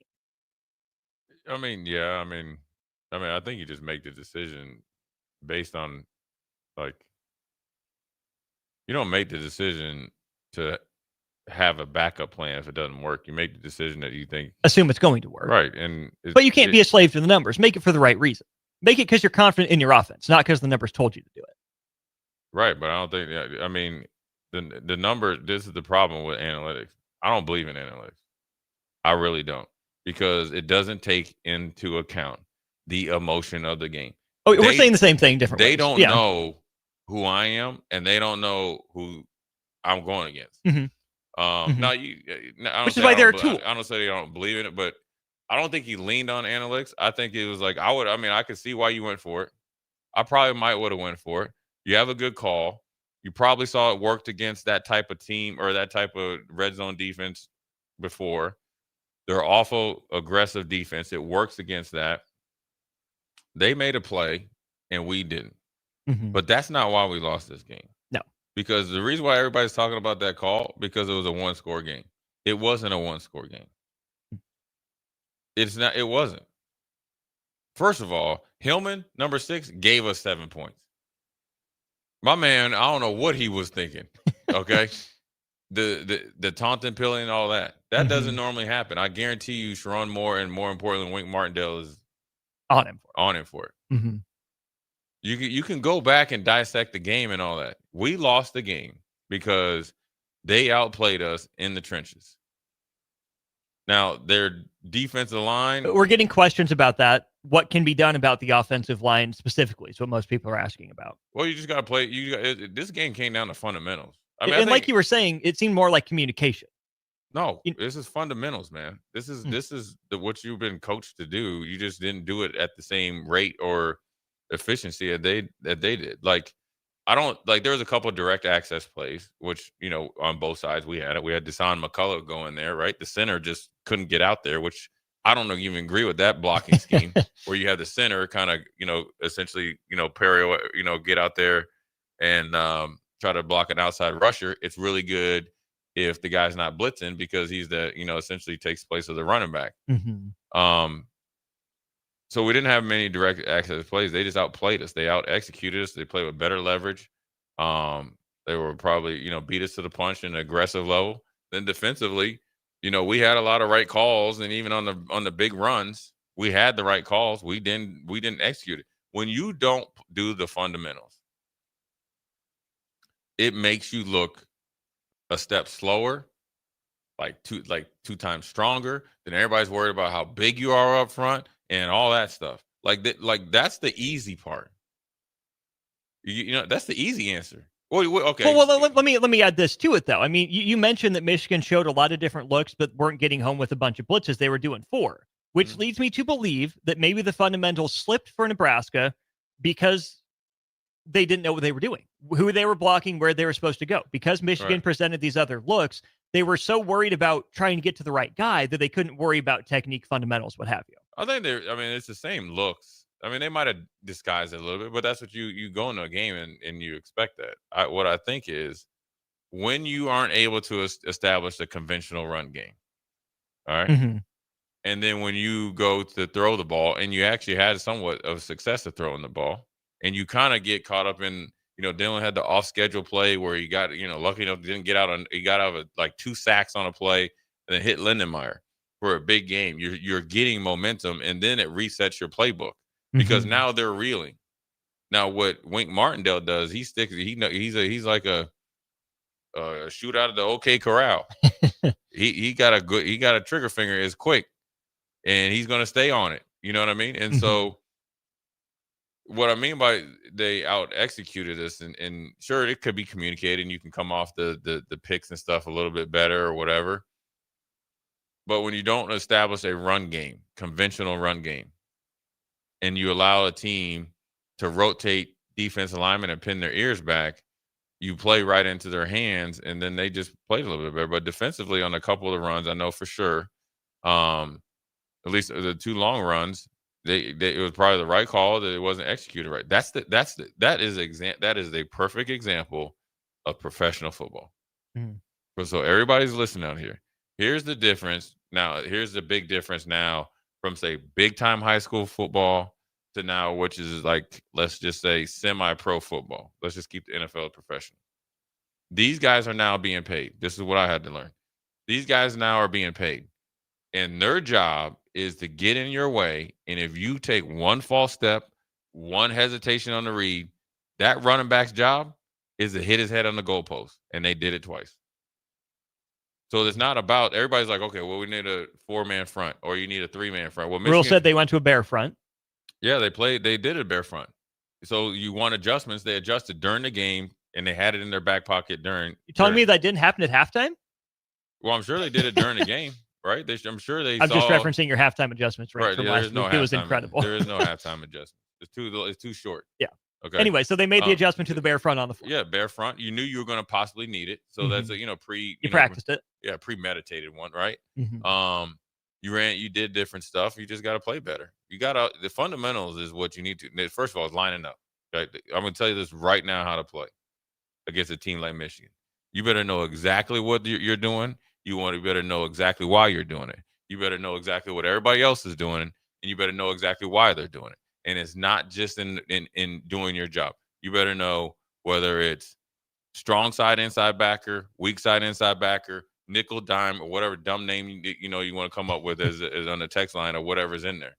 And then that's just the first part. Okay, that means you got to handle your business, and we got to handle our business. So I even got to know what Buford's doing. All these guys are doing way out even on the corner too, because that affects me too, or it can, right? I better know splits. I better know when it's a negative split. I better know when they go, we used to call it in rocket motion or regular motion. I better know if they have either one of those motions to the right or left, what they like to do. That's just a start. Then you have to study what they are trying to do against a defense like yours at every part of the field, the game, the situation, and the pressure. Because if they came out hitting on their level routes, what I talked about, which they did. They hit a couple of them. They hit a couple of them. They didn't change. Now they usually ran I'll call it a 4-level routes where they had 4 guys in different levels. They had emergency call, check down, short, medium, long. They just went to 3. After Deshaun McCullough got the sack, they started to keep the emergency guy in there. That's why it was 1 quick. And then they caught us in the quarterback sneak. So really, when you look at when you're sitting in that film room, sure, you definitely should be mad about the game. But I would be very mad at myself if I didn't play the correct coverage or technique or whatever, and because I can control that. I want to take where I can control, and if they're just better than me, then so be it. And I think that gets to what 1380 is asking. This will be the last thing before we go to break and call up Tom Chattel. How much of it is just talent? Nebraska got out-talented at times, but Nebraska had enough talent on that roster to win the game. But what's it was an execution thing. It was a fundamentals thing, like Jay's saying. I mean, yeah, there were positions on the field where Michigan's clearly better, where Michigan's clearly deeper. But whatever talent disparity you want to attribute to Michigan's, top 10 recruiting classes over the last 5 years, Nebraska still had every opportunity to win the game, which is the same thing that we've been saying for the better part of the last 7-8 years, is that, sure, maybe there is a talent disparity. I talked about that with Brian Munson, right? Just go back and replay that interview.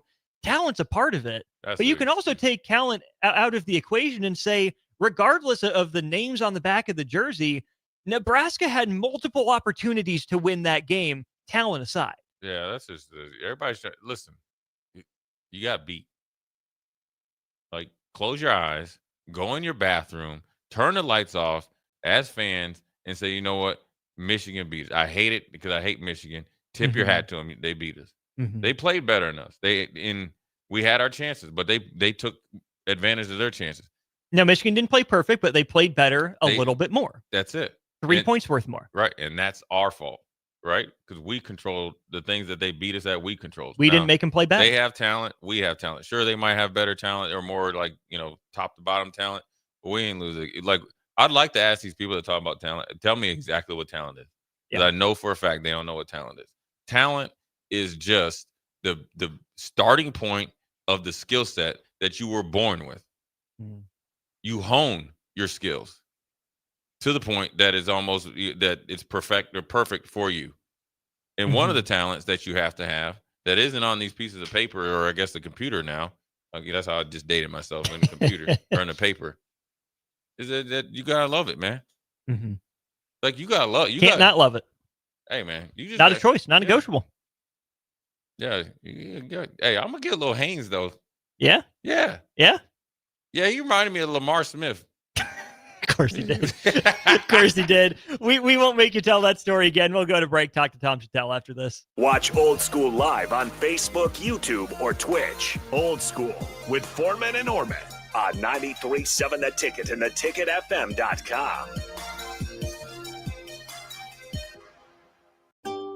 Load up on meat and more this spring at The Mercado by Certified Piedmontese, with great selections of T-bones, tomahawks, ribeyes, filet mignon, brisket, sirloin, and so much more. The Mercado has locations at 84th and Havelock, 30th and Yankee Hill, and now 85th and Old Cheney in Lincoln, where you can have $2 draft beer every Thursday night from 4 to 8 p.m. and half-price espresso drinks on Fridays from 8 a.m. to 2 p.m. Get to The Mercado today for the best meat in town. Hey guys, it's Monet here with The Night Before. What could be better than watching football with up to 20 beautiful ladies? The Night Before now has a 12-foot video wall for you to watch all the big games. Just like the players, you need to practice though. Repeat after me. Hey honey, I'm going to watch the game with the guys. I'll be home as soon as the game is over. It's all in the details. Come watch a game with The Night Before. Mention this ad and your first beer is $1.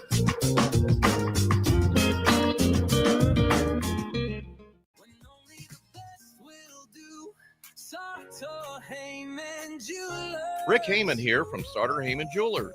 I want to personally thank our great customers for voting us once again the best of Lincoln. At the same time, we're celebrating our 120th year in business in the great state of Nebraska. Visit us at South Point, Grand Island, and the Outlet in downtown Lincoln. Visit us today at starterheyman.com. Starter Heyman Jewelers. Big news, Nebraska! Love Omaha is now Love Nebraska. This is more than just a new name. It's a tribute to what Nebraska represents in the world of volleyball. It's still the same team with the same mission, led by players you know and love. Now backed by a new ownership group led by Jordan Larson. As Love Nebraska, they're entering an exciting new chapter, pushing for a championship title in 2026 and building new opportunities for the next generation of players across the state. They want you with them. Let's show the world how Nebraska plays volleyball. Join the movement at lovneb.com and sign up to become a Love Nebraska Insider today. Why are some people more successful? Is it talent and determination, or did they recognize an opportunity? Discover a career that lets you help families reach their financial goals as you build lasting professional relationships, one with unlimited income potential. From Modern Woodman, a leading fraternal financial services provider. I'm Modern Woodman Regional Director Sean Erickson. Call me at 402-483-6515 to learn about career opportunities. Modern Woodman of America.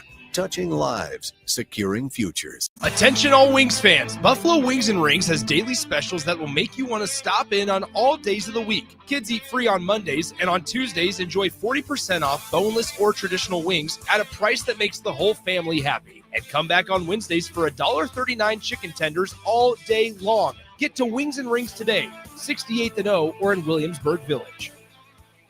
It's nearly time for Bonsall Pool and Spa's truckload event.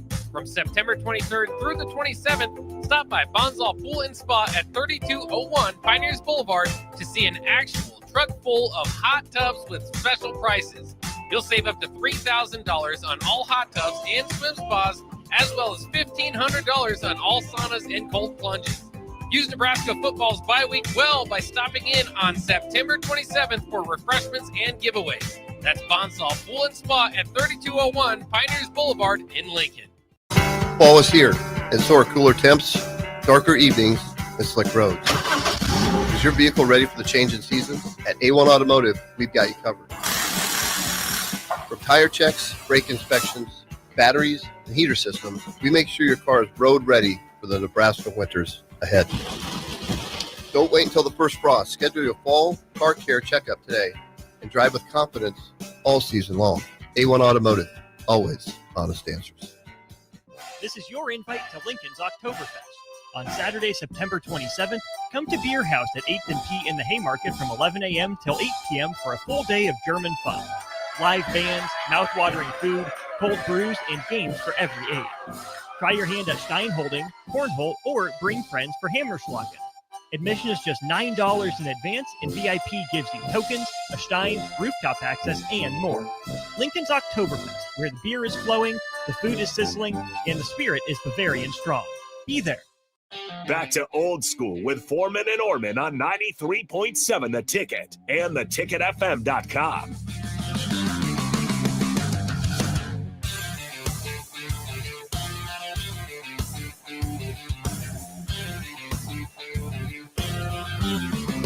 We're back here to Old School. Austin Foreman, Jay Foreman with you. We are headed to our Aloe Fiber VIP line.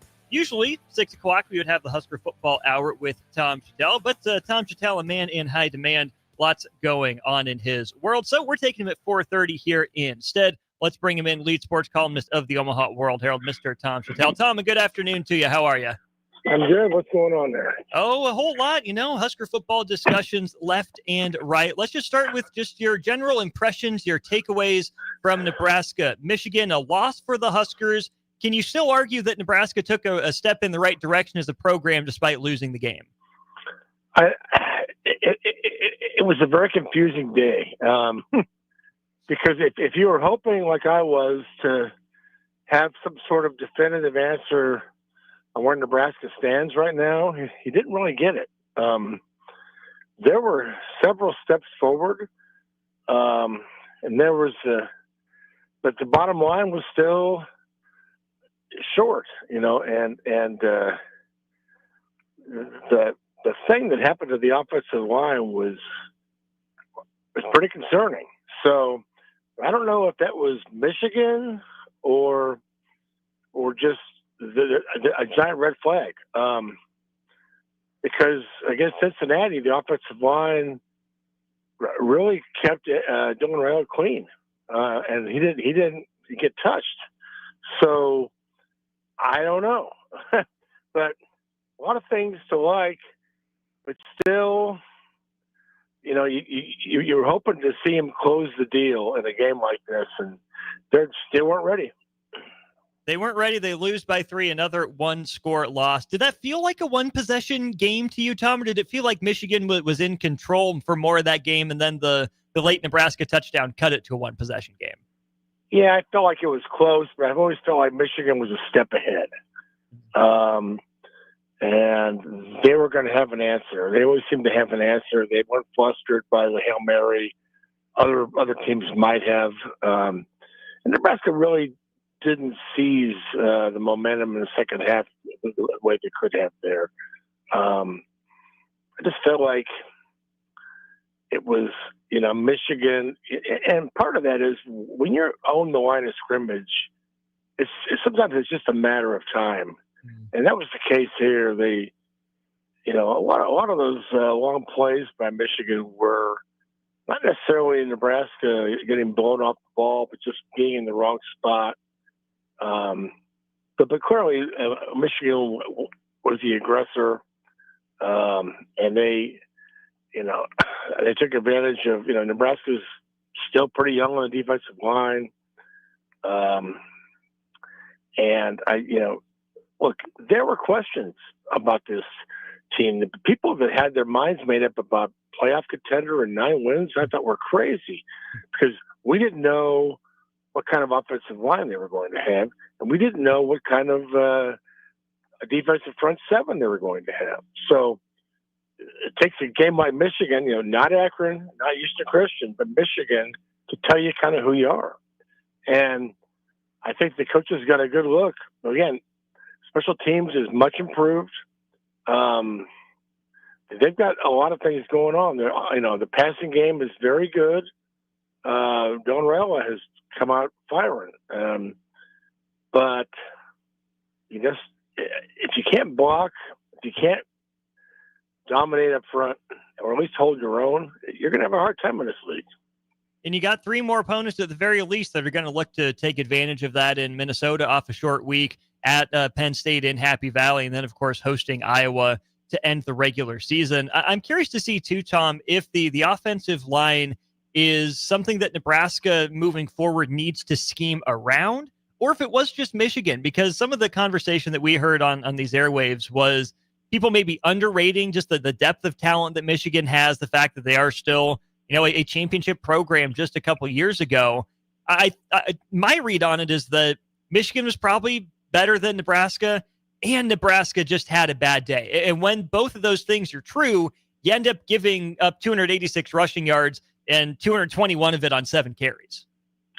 Well, I agree, but I also think the offensive line is not there yet. It's year 3, and let's be honest, this program, the last 23 years or so, has ignored the offensive line. They had a guy named Barney Cotton who got to coach the offensive line twice and was fired twice. On staffs who were fired twice. I thought the second time, they had a good to decent offensive line under Barney. I don't think it was great, but it was. They were getting there and put dudes in the NFL. Yeah, it's a thing that you have to do all the time, and they've just forgotten that was the identity of the program, the heart of the program. And so, that's what Jim Harbaugh, when he went in, I mean, I'm a Charger fan, and I'm seeing that.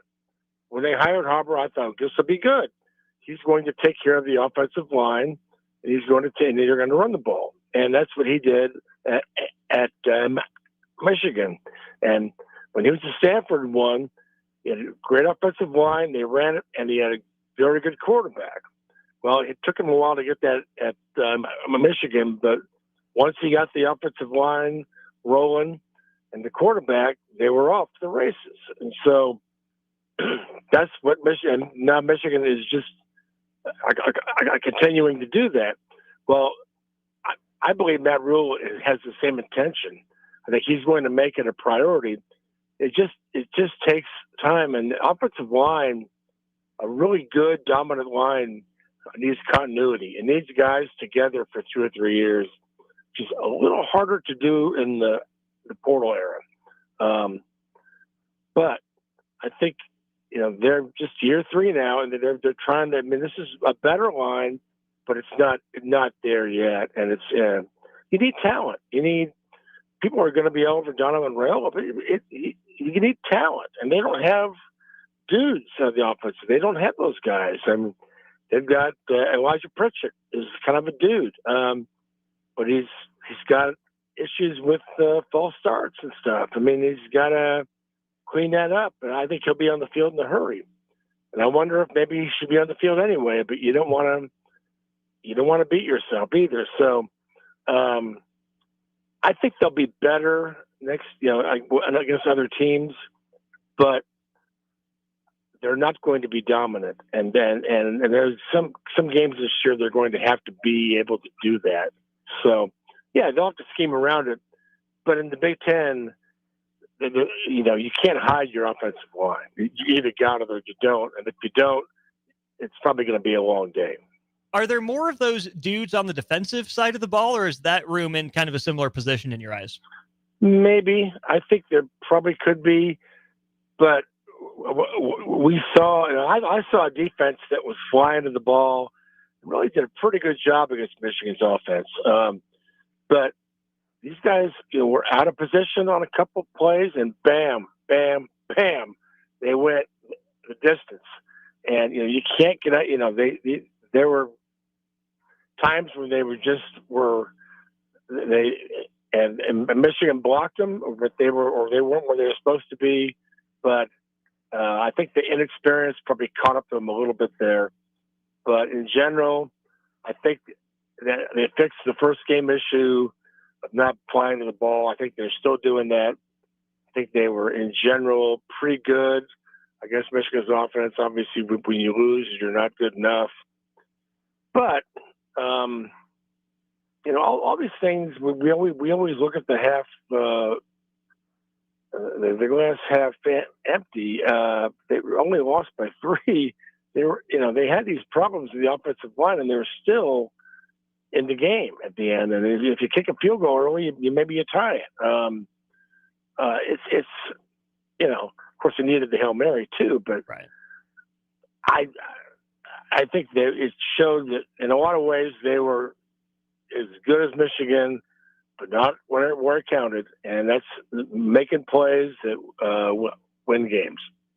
That it is, and we're talking with Tom Chattel of the Omaha World Herald here on our Allo Fiber VIP line. Thing I keep coming back to, Tom, on that aspect of things is, despite all the issues, Nebraska put up 27 points, which is more than they've put up against a defense like this in a game of this caliber in a long time. And generally, you would think that 27 points ought to be enough to win you a game, except that Michigan hit the explosives, Nebraska didn't quite as much. And we have some people on our text line complaining, well, he didn't get enough from Dane Key and Isaiah Hunter. I don't think the passing game was the issue. And I think that's one of Nebraska's strengths that it's going to continue to lean on in Big Ten is, you got to get production out of the guys you're paying for, right? Simple economics, return on investment, what have you. But Nebraska still threw for 300 yards against Michigan, which doesn't happen. And so, no, the offense wasn't perfect. There are things for it to clean up over the bye week, but really I think it's, soul-searching time in some ways on defense more so than offense. I think Dana Holgorsen, for the most part, did what Nebraska paid him to do.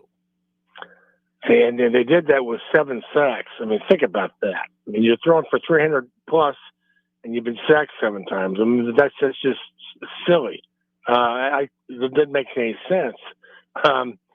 But that's how many times they've attempted to throw it too. But if they'd won that game, Dylan Raiola people would be talking about him as the best quarterback in the Big Ten right now. I mean, that's how well he played. But and he played under serious pressure. And maybe if he was one of these guys who was mobile, they would have found a way to get him. Okay, here comes the rush. Go outside and run, or make these guys pay. Have a quarterback draw, or maybe a screen pass. Or 2 or 3. It's just one of those. I think it was a learning curve for everybody. But yeah, they've got a passing game, but they're going to need a running game. I think they've got a running game too. I'm not sure that they tried enough. I think that they win it early on. I thought Emma Johnson looked good against those guys. But as the game wore on and Michigan wore on, a lot of those runs up the middle, up the gut, were not going anywhere. They got stuffed. So, I think the passing game will be able to go against anybody. And you raise a good point. Michigan, good team. How good? I think this game will have context added to it as the season goes on. Maybe this is a Michigan team that is going to win out. They got Ohio State at home. I think they go to USC, but I don't think they get Oregon. I don't think they get Penn State. So it's a team that quarterback is going to get better. It was certainly better to play him early than what would have been to see him later this year. So. Yeah, I think, there's signs of hope everywhere, but on the scoreboard, and people are tired of it. They wanted to see action. They wanted to see something different. They just aren't ready for that yet.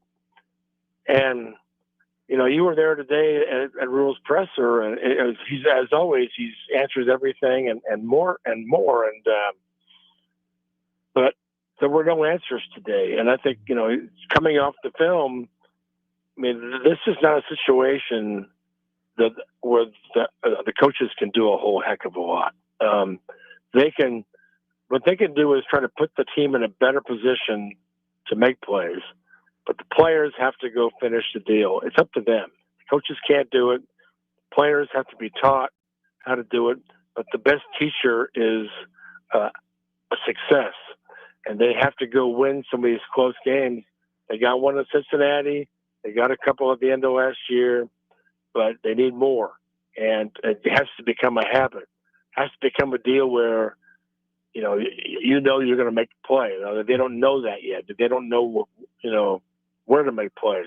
So, or necessarily how sometimes. So, I think these next games, and they're going to be tough. I mean, Michigan State, they put up 31 points on USC. They've got a mobile quarterback. Michigan State's not great, but they're good enough to beat you if you let them. And same with Maryland. Maryland just went into Wisconsin, and I realize Wisconsin's a mess, but Maryland is not to be, not to be underestimated. And that game will be interesting. So, Nebraska's going to. I think they're going to get plenty of practice at the one-score games and trying to close the deal, make plays to win games. So, the more they can do it, the better off they'll be the next time they get into one of those games. I did like what Matt Rule had to say on that note, Tom, about the run defense and how on the 3 or 4 bus it was 3 or 4 different issues. And Matt Rule also said something that I appreciate, not going to call the players out in terms of, putting them on blast like maybe fans would or in front of the media saying names, but still behind closed doors, being honest with the players that ended up making the mistakes about what the shortcoming was and how to fix it. I will say I don't think Nebraska, managed the end of the first half perfectly and got away with it because Michigan mismanaged them. But it did seem like Nebraska was generally prepared against Michigan. They looked the part, they hung in it. And again, it's damning with faint praise. I know fans are tired of their close talk, but we'll just loop this right back around to where we started. For all the issues, most of them seem fixable, and that, pretty much all Nebraska's goals are still on the table in front of it. We might have just seen the defining game for an 8-4 type of football team, which would be not the step up some of those fans you mentioned might have wanted, but certainly still another step in the right direction for the program if that's what we're looking back on at the end of the year. Well, yeah, they're fixable, but the players have to fix them. The coaches can't do it. The coaches can tell them what to do. The players have to go do it on the field. And so at some point, that's leadership. How much a leader? This is not necessarily an older team. It has some older guys, but it's not an older team. The leadership is going to show up this week and next week, and but they've got to go. They've got to go make the plays. They've got to go make the changes.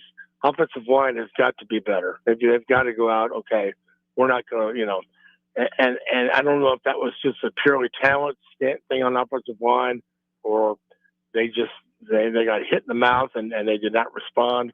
Well, that has to change. So, I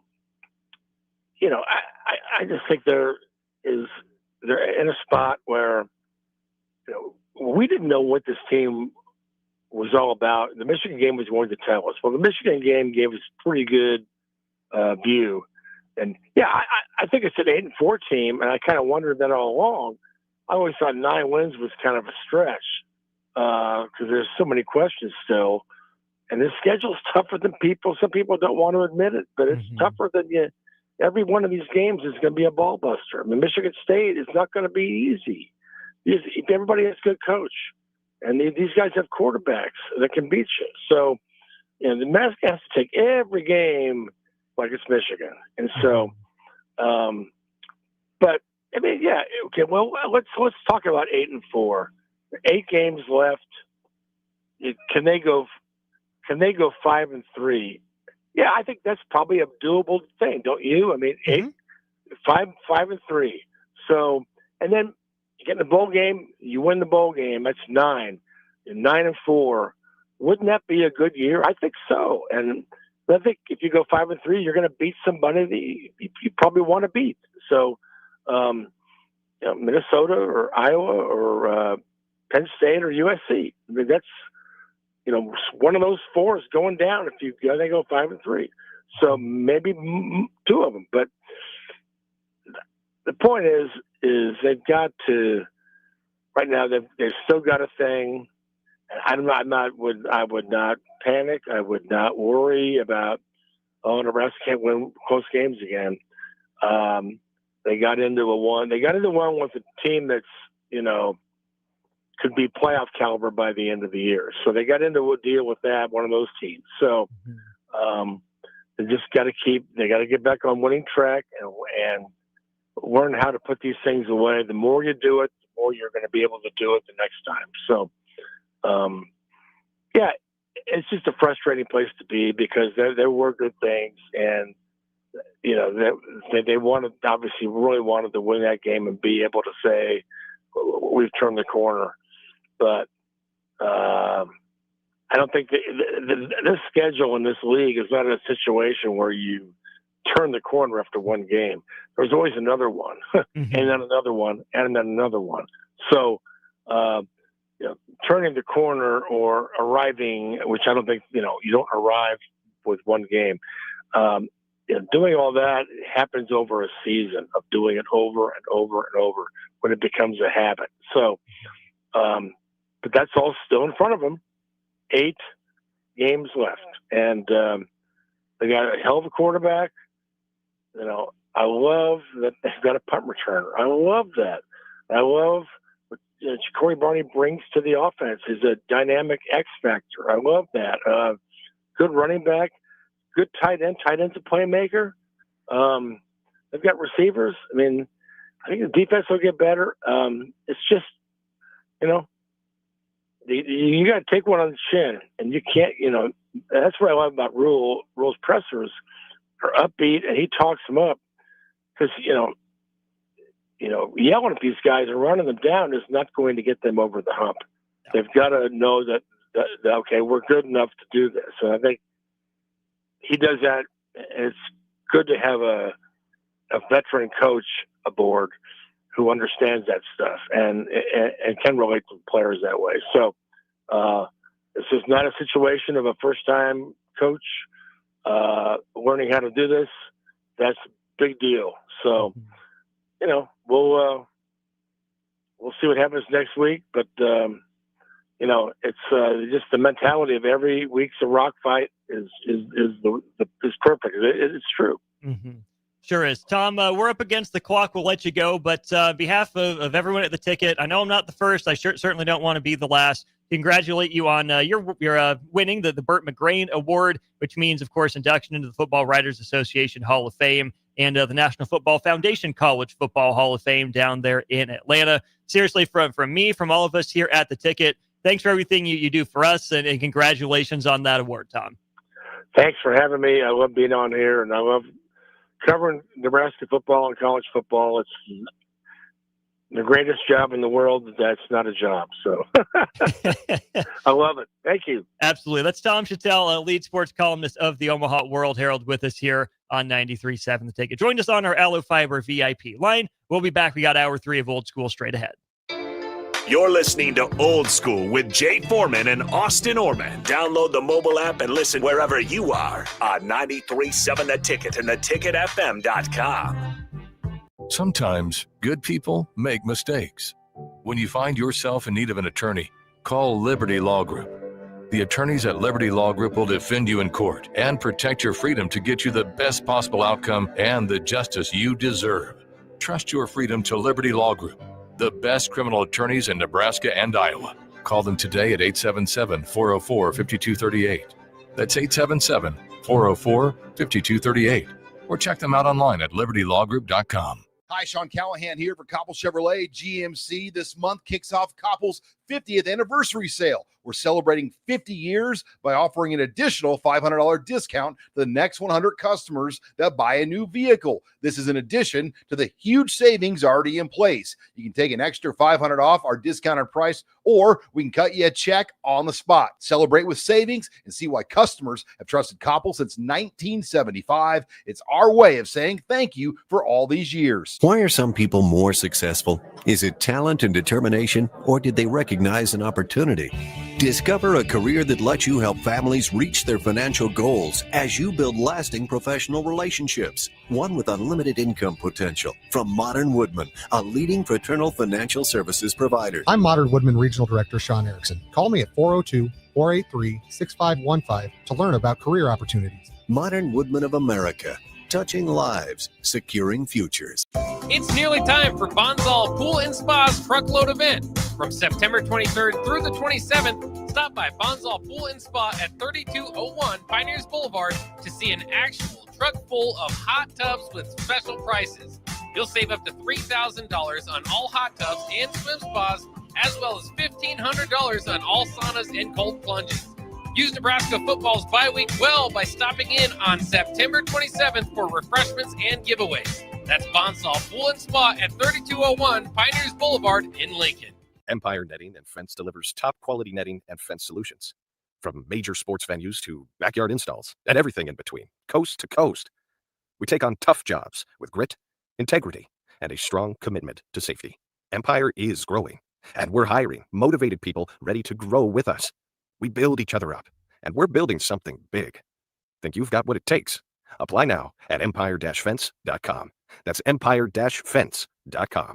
Experience an electric vehicle firsthand at LES's EV Ride and Drive, September 28th at the LES Operations Center. Registration is open now, but spots are limited. Visit les.com/drive to reserve your drive. Since 1983, Fast Mike's Roll-Offs has been a trusted and reliable company in Lincoln and the surrounding areas. Fast Mike's handles all sides of construction projects, home renovations, or big cleanouts. With the perfect size dumpster to fit your needs, Fast Mike's Roll-Offs will haul it all. With same-day delivery in Lincoln, affordable rates, and top-notch service, Fast Mike's Roll-Offs make cleanup quick and easy. Call now at 402-450-6828 or visit us online at fastmikesrolloffs.com. Book your dumpster today. Fast Mike's Roll-Offs, cleanup made simple.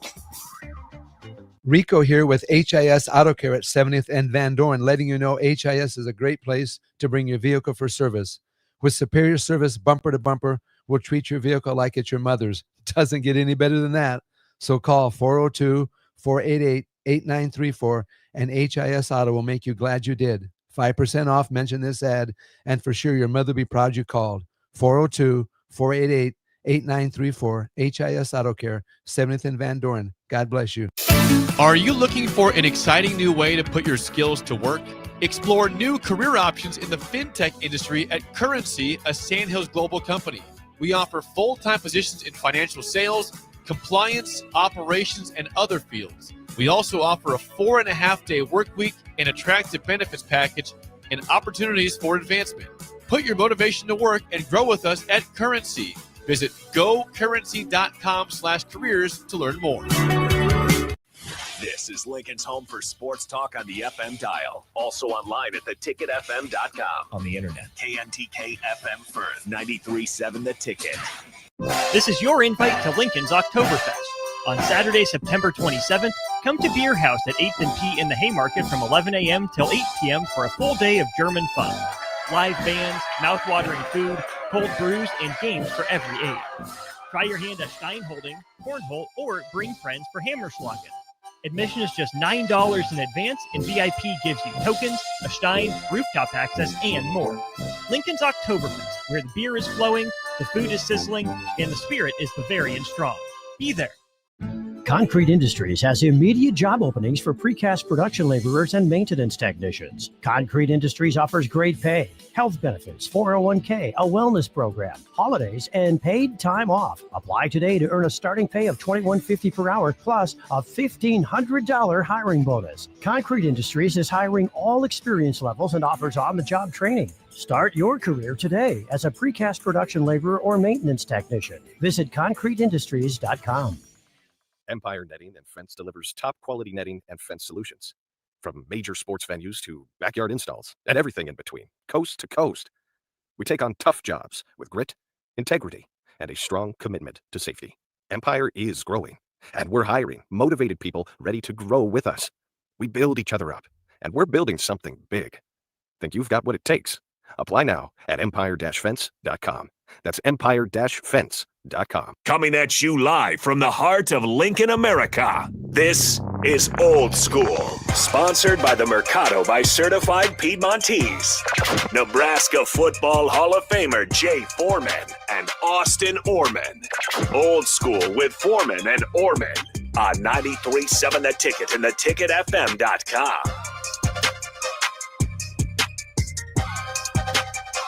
What up, Hour 3? Jay Foreman, Austin Norman, Old School to New School Way, coming at you live, 1040 Oak Street. We are brought to you by the Mercado, Certified Piedmontese, Special Ingredients and Butcher Shop, 84th and Havelock, 30th and Yankee Hill, 85th and Andermatt / Old Cheney, and 168th and Maple up there in the O. A lot going on. We want to thank Mr. Chattel, for calling in. Obviously, we are definitely and always willing to work around his schedule, drop us some knowledge. And obviously, Brian Munson always bringing everything, Nebraska's news as far as in the recruiting tips. We appreciate his help and support as always, especially after a big weekend. No matter what, it was still a big recruiting weekend for recruits to come in, both the ones that are committed, that sometimes are your best recruiters, and ones that hopefully will commit because they got to experience a game day here in Nebraska. And then also on top of that, from a recruiting standpoint, you still got to recruit hard, even though you have a little bit of disappointment. That'd probably be the hardest thing for me to do if I was a coach, is turn off that switch, because I probably want to go home. But you got to really, sell your program. And I think recruits are savvy and smart enough to know not every game that you attend, you're going to win. And, it is what it is. But, we still got some text line comments and questions to answer. Got some presser, obviously Matt Rule's presser after, a loss. And, for him, you got to think about it. Heck, you win the bowl game and win the first 3 games. He hadn't had to, have a presser after that. Do you have one after Iowa? No. I assume so. Well, I don't know. Everybody's on break. Everybody, Yeah. I mean, Keith is usually good about getting people out there in front. Oh, yeah. So. Yeah. No, I mean, like the, day after, a couple days after, because it would, because it was a Friday game or something like that. So it'd be on a Sunday. So hadn't had one of those in a while. And, it's just, it's probably I could just tell you just because I've been in these games. When I say I can tell you, I talk from experience. And, I think the best thing that you can do when you used to play football or a sport, so that'd be obviously basketball, baseball, and volleyball or whatever, is always talk, I can't tell you what to do. I always try to talk from my experience, both good and bad and indifferent. By no means was I the best player. I was a good player. Definitely, exceeded everybody else's expectations, and I played up to my standard. Probably didn't meet my standard, but played at a decent enough standard that you have enough humility and confidence that say, look, sometimes you don't play your best. The best thing that I can do is explain to people that are listening and that have questions why, from my experience, because I've been there before. I've been in games, and I talked about this both last week at a very small portion because Nebraska hadn't played, but talked about it exclusively just yesterday morning when I had my show Inside the Huddle. Brought to you by Advanced Medical Imaging, 7601 Pioneers Boulevard, October 11th. We'll be out there. About when we played the Cincinnati Bengals. And also one time, Austin, since you're here as a Colts fan, one time we played the Colts. Multiple times we played the Colts and Edgerrin James got busy, but, a couple of times that Edgerrin James got loose. One in particular time, in my experience, when I had 2 experiences with this, I felt like the first time he got busy, the league was not ready for Edgerrin. They just weren't, because Miami wasn't a national powerhouse. He wore number 5. It just kind of, you never think of running back coming out of Miami. When he got in the league. Oh, you think about running backs coming out of Miami now? Yo, I was like, hey, this dude, because you heard about him, like, because everybody expected the Colts, I think, to take Ricky Williams, right? Was it Ricky Williams? Might have been. Right? In Edgerrin, or trade up for Ricky, and one thing led to another. But, I remember playing against Edgerrin James. So that was, Tim Couch, Donovan McNabb, Akili Smith, Edgerrin, Ricky Williams. Yeah, that was the big deal, right? But the Colts saw something in him. And so when he came in, my rookie year, he just was, he was a terror. He was highly motivated because he put all them incentives in his contract, and he was hitting every single one. Great business by him. But we played them after I went to Houston after 4 years in Buffalo, and it was in probably my second year in Houston. And we played them, and they were running a little bit of how Michigan. The Colts were never known as a physical lineup and just punch you type of team. Now, they didn't have to, because they always had a light box because of Marvin Harrison and it was a Dilger, Marcus Pollard, and another guy from the U. Reggie Wayne. I mean, they had just so many, and then you had Peyton Manning. And they had a better offensive line than they ever got credit for as far as physicality, right? But they ran kind of inside outside zone. They do some G pulls and stuff like that. But they got after us one time, and Edgerrin got busy, and it was on the plays that we had success against. But so at the end of the game, I don't know what he had. Just say he had 125 yards, and that's a lot in the NFL. That's a lot in the NFL. You leave the game. I'm sure if we put on like 96.1 down there, they're questioning everything, physicality, scheme, players, coaches, and all that. So you sit on that for a whole day. In the NFL, when you lose, it feels like a funeral. Well, then you come in the next day and you're like, dang, that was on us. We didn't communicate enough. That fell on me. You know what I mean? We were guessing. That falls on all of us because we're out thinking ourselves.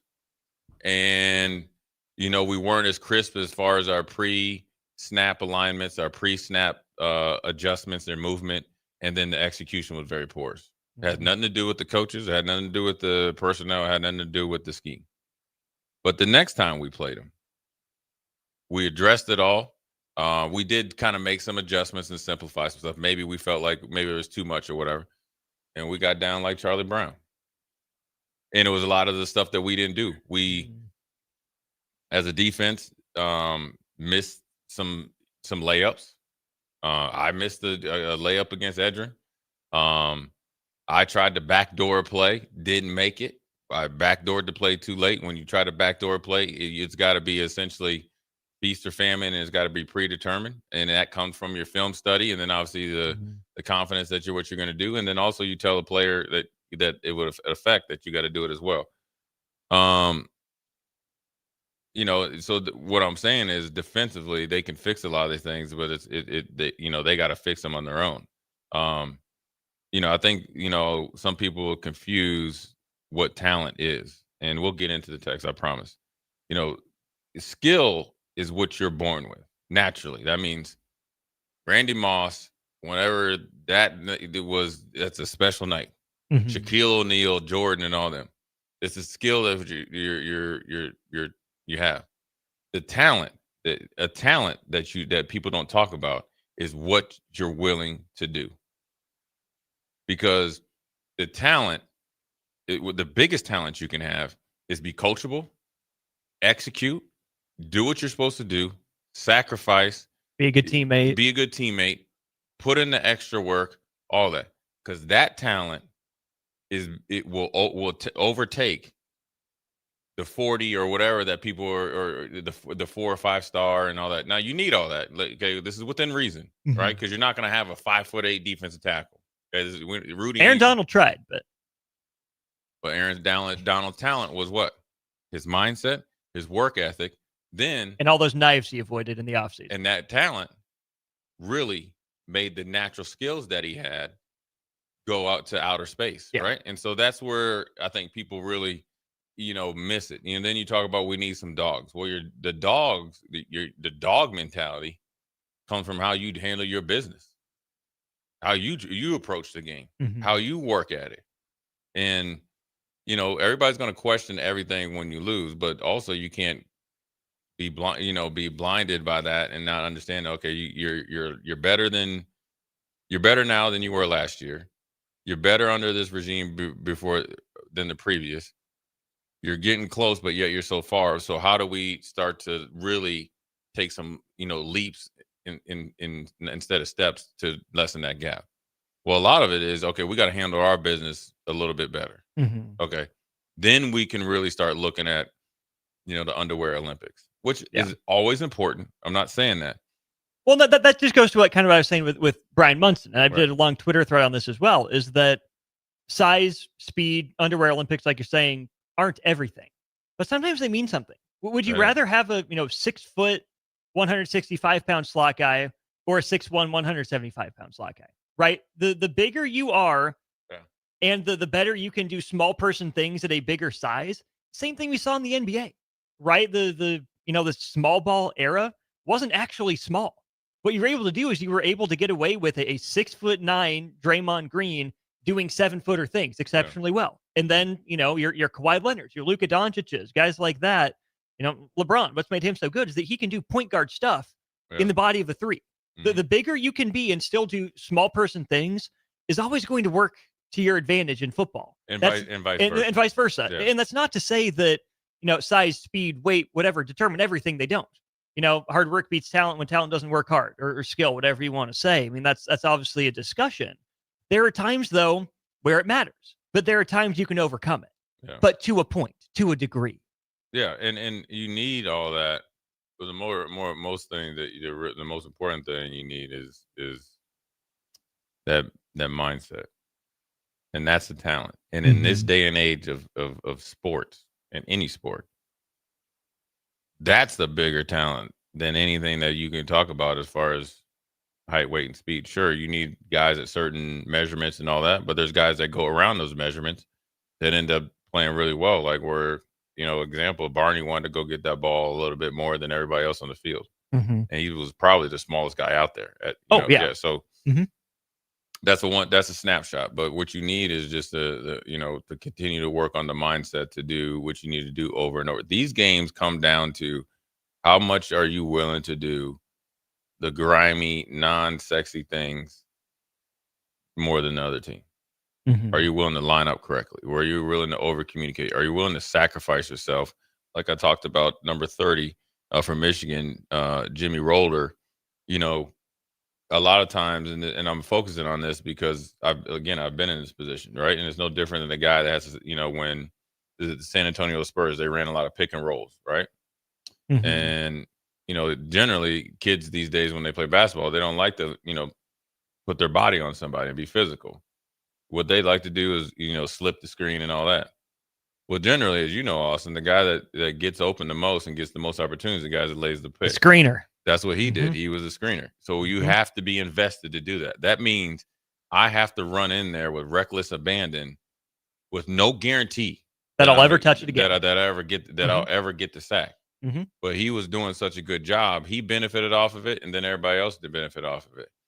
And so, when you those are the things you got to learn from it. This tape right now is, as much as it's disappointing, it covers everything.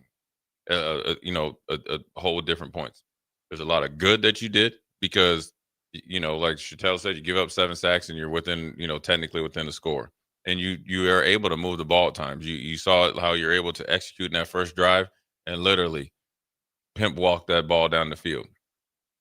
You got a good teaching tape of, hey, this is the thing. This is what I'm talking about when we need you to do A, B, and C or D in practice, and this is how it affects, and this is what you need to do as far as like group work and like, leverage or whatever it is. This is why it's so important to practice like a pro, because you're not able to, per NCAA rules, I think, and time constraints, you're not able to practice as much as the pros. But then also with NIL on the transfer portal, your teams won't be as deep, right? And when you're trying to, Which that's kind of funny to think about. Your teams won't be as deep as an NFL roster, and you got double the guys. Right, just because the talent is spread, right? Because guys that are second or third teams are getting paid like first team guys at different places, and they're getting opportunity. Yeah. But practice like a pro is simulating the physicality of the game, the importance of the game, the intent of executing every play as if you have pads on, right? Because you want your body to be as fresh, because Saturday is the most. So it's a learning tape. But then also it's good, separation tape. Okay, now we can see the submit more. We're starting to see more of the mentality of where we're at as a team, both individually and collectively. So you can start to continue to separate it, and then you can really hone in on what I like to call role definition and role expertise.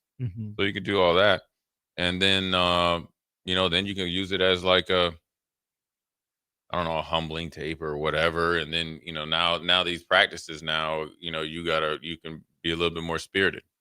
Maybe we got to, because I always talk about spring ball when I played, I hated it. Because we went straight back to like spring ball. We went to, or not spring ball, bye week when we played, I hated it. Coach Osborne went full pads and back to spring ball. Group work was like 30 minutes and we was banging. And practices were long. Less meeting time, more practice. So, and guess what happened? Yeah, it worked out, but they can't do that anymore. So, I think that they got to really learn from it. So that's my little 2 cents. Let's get into the text line. I'll get my thoughts on the text line. I guess I'll run down. Yeah, right now. you pick your favorites because I got my own favorites, but I want to see what you want to respond to. I already addressed 818. How much of it just talent? Old Dad 34 says dang analytics.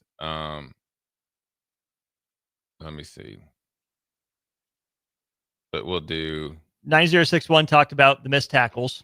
Yeah. Okay. So that's a good one. Missed tackles. So I always, and this is from experience, I've missed plenty of tackles. Not many, but I missed a few. Right now, I will tell you enough that your DCs let you hear about it. Oh yeah, and Antoine Randall L. My jockstrap's still up in Pittsburgh somewhere. R.I.P. Jay Forbes. They buried it in the field. Yeah, just you know how Myles Garrett had a tombstone of all the quarterbacks. Antoine, if Antoine Randall L. seen me somewhere and he was with his family and I walked by in the airport, he'd be like, "Yeah, I broke his ankle." And if I heard it and I was like, "Your daddy ain't lying." Yeah. So all missed tackles aren't. And Drumstick, we'll get to you next. He's asking about mobility and the running quarterback. They aren't created equal. One's where there's a two-way go for an offensive player. Talk about that. What do you mean by two-way go? A two-way go is, okay, for instance, I think when we played Indiana last year, so you really are a good tackling team when you have an edge setter, what I call an alley filler, and a cutback guy who is essentially the edge setter there as well on the back end. So the outside edge setter and say the cutback edge setter, what their job is to do wherever they're at, they could be on opposite sides of the formation, they could be close at the point of attack. Their job is to condense the play, condense the formation, condense the play. So the alley filler can actually fill the alley, can find that gap where the guy's going. So when he's coming down to make the tackle, he's actually, if he's going to miss, he's missing it back to his help. That means everybody rallying. So if you're on the right, everybody's coming from the left, vice versa. That's where so a missed tackle in that situation, okay, is a lot different when you have a two-way go. A two-way go is this. I technically set the edge, but the opposing player, which would be an offensive player, essentially increase that edge because I'm getting pushed out too wide, or there isn't a cutback edge or a cutback player. So if I'm a linebacker coming inside out and the running back can essentially outrun me to where the edge is technically being set, well, then now we look like a bad tackling team because now I go from making a position of power to position of weakness. Now I'm in a run and chase position. Well, it's not just me, and everybody's calling in and saying Jay Foreman isn't fast enough and all this other stuff. Well, if I'm the inside out guy, I'm coming inside out because I'm thinking this guy is coming outside in, and we're gonna vice, right? And he might be coming from depth, but he has more time to come from depth because my edge setter would condense the formation. So essentially I can make the tackle if I'm, worth anything. Well, if that doesn't happen, well, then he's outrunning me. He has a two-way go. He can actually cut back and split us, or he can hit the sideline, crank up the band, so forth and so on. The example I think that would stand out to fans would be Haynes' long run and Marquise Buford coming down to fill. Yeah, I felt like the gap was a little bit too high, and that's a little bit too wide. And that's a one-on-one with a running back on a safety, where that dude is paid to make Marquise Buford miss. Well, you're coming out of whether you're in a third, a quarter, or half, so you're essentially backpedaling. He is coming downhill, direct access. I don't know if he had the pitter patter or not, and his job is to make you miss. Now you'd like to think, okay, we can make some tackles that way, just get in the way at the very least, or chop him down and all that. He made a good move. He beat us on that play. My example was last year against Indiana, and I remember it's kind of like when maybe scored their second or third touchdown, right? Where the ref missed the call for us, we had to punt, or maybe we had to turn, whatever it was, and because they were at their plus 50. And Isaac Gifford was coming down in the alley, right? Well, we had messed up the edge setter, so that alley is obliterated. What alley? Right. So the alley is gone. So now It's a highway. So now you're coming down at a 45-degree angle. Now I used to call it a half moon. Now you're coming this way, then you got to go out that way, and then he cuts back on you. Then now like, oh, we need to run a 4-man front. That's not always an answer. You always got to dive into the details. So the tackling, is probably a byproduct of the collateral of what you didn't see. Everybody looks at the end product. Now, you do have to make open field tackles. I've had to make some. There is a technique and a process that goes through that. Sideline is your friend. But when you're in the middle of the field or closer, when you're inside the numbers, there is no sideline. You know what I mean? Not an extra defender out there for you. That's where it probably came into, and that's where they got to fit. They got to really, and that's knowing the why. That's knowing when you got to take chances. You got to understand blocking schemes. So if you go back, and you know what, Austin, if we're together, and I knew Farley, right? Farley knew me. So I knew how Farley would play a play when the play came at him. He knew how I would play a play when a play came at me, vice versa. So I already was reading on it, and I was going to be a good enough football player that I was going to make him right, and he was going to make me right. So that's where the continuity of what Chattel was talking about, they got to get better. And that's why I said every game has got to be a step-by-step process. And it's just that, Michigan was able to make some plays and so forth and so on. So the next one real quick, Drumstick says thoughts on Raiola and mobility issues. He's got good speed one week. Next week he looks like he's running and saying, I don't think that's it. I think listen, I can tell you just from looking at him, he looks quicker, looks a little bit more decisive. I think he was under immense pressure. So don't get like bamboozled by a running quarterback that gets off the bus versus a pocket quarterback that's gotten better at timely running. There's probably things that he sees on tape. I haven't watched it, and I'm not going to ask him. It's his job to, as the coaches coach him. I don't think the mobility issues, I don't think what he's viewing as mobility issues. I think what you work on as a young quarterback, and this comes with age and experience, and this is because I know what to look for. When I studied a difference between a rookie quarterback and a veteran is maybe pocket presence, when to step up, when to step to the side, when not. Perfect example of that. Tom Brady couldn't beat me running backwards. But the thing that he got better at significantly when he went from game manager Tom Brady to we'll give you a little bit more to where we were like, okay, this dude's hard to sack. Number one. All-time leading passer in the history of the NFL, most tutty passes, all that. Right. Whereas he knew where the weaknesses of the defense was.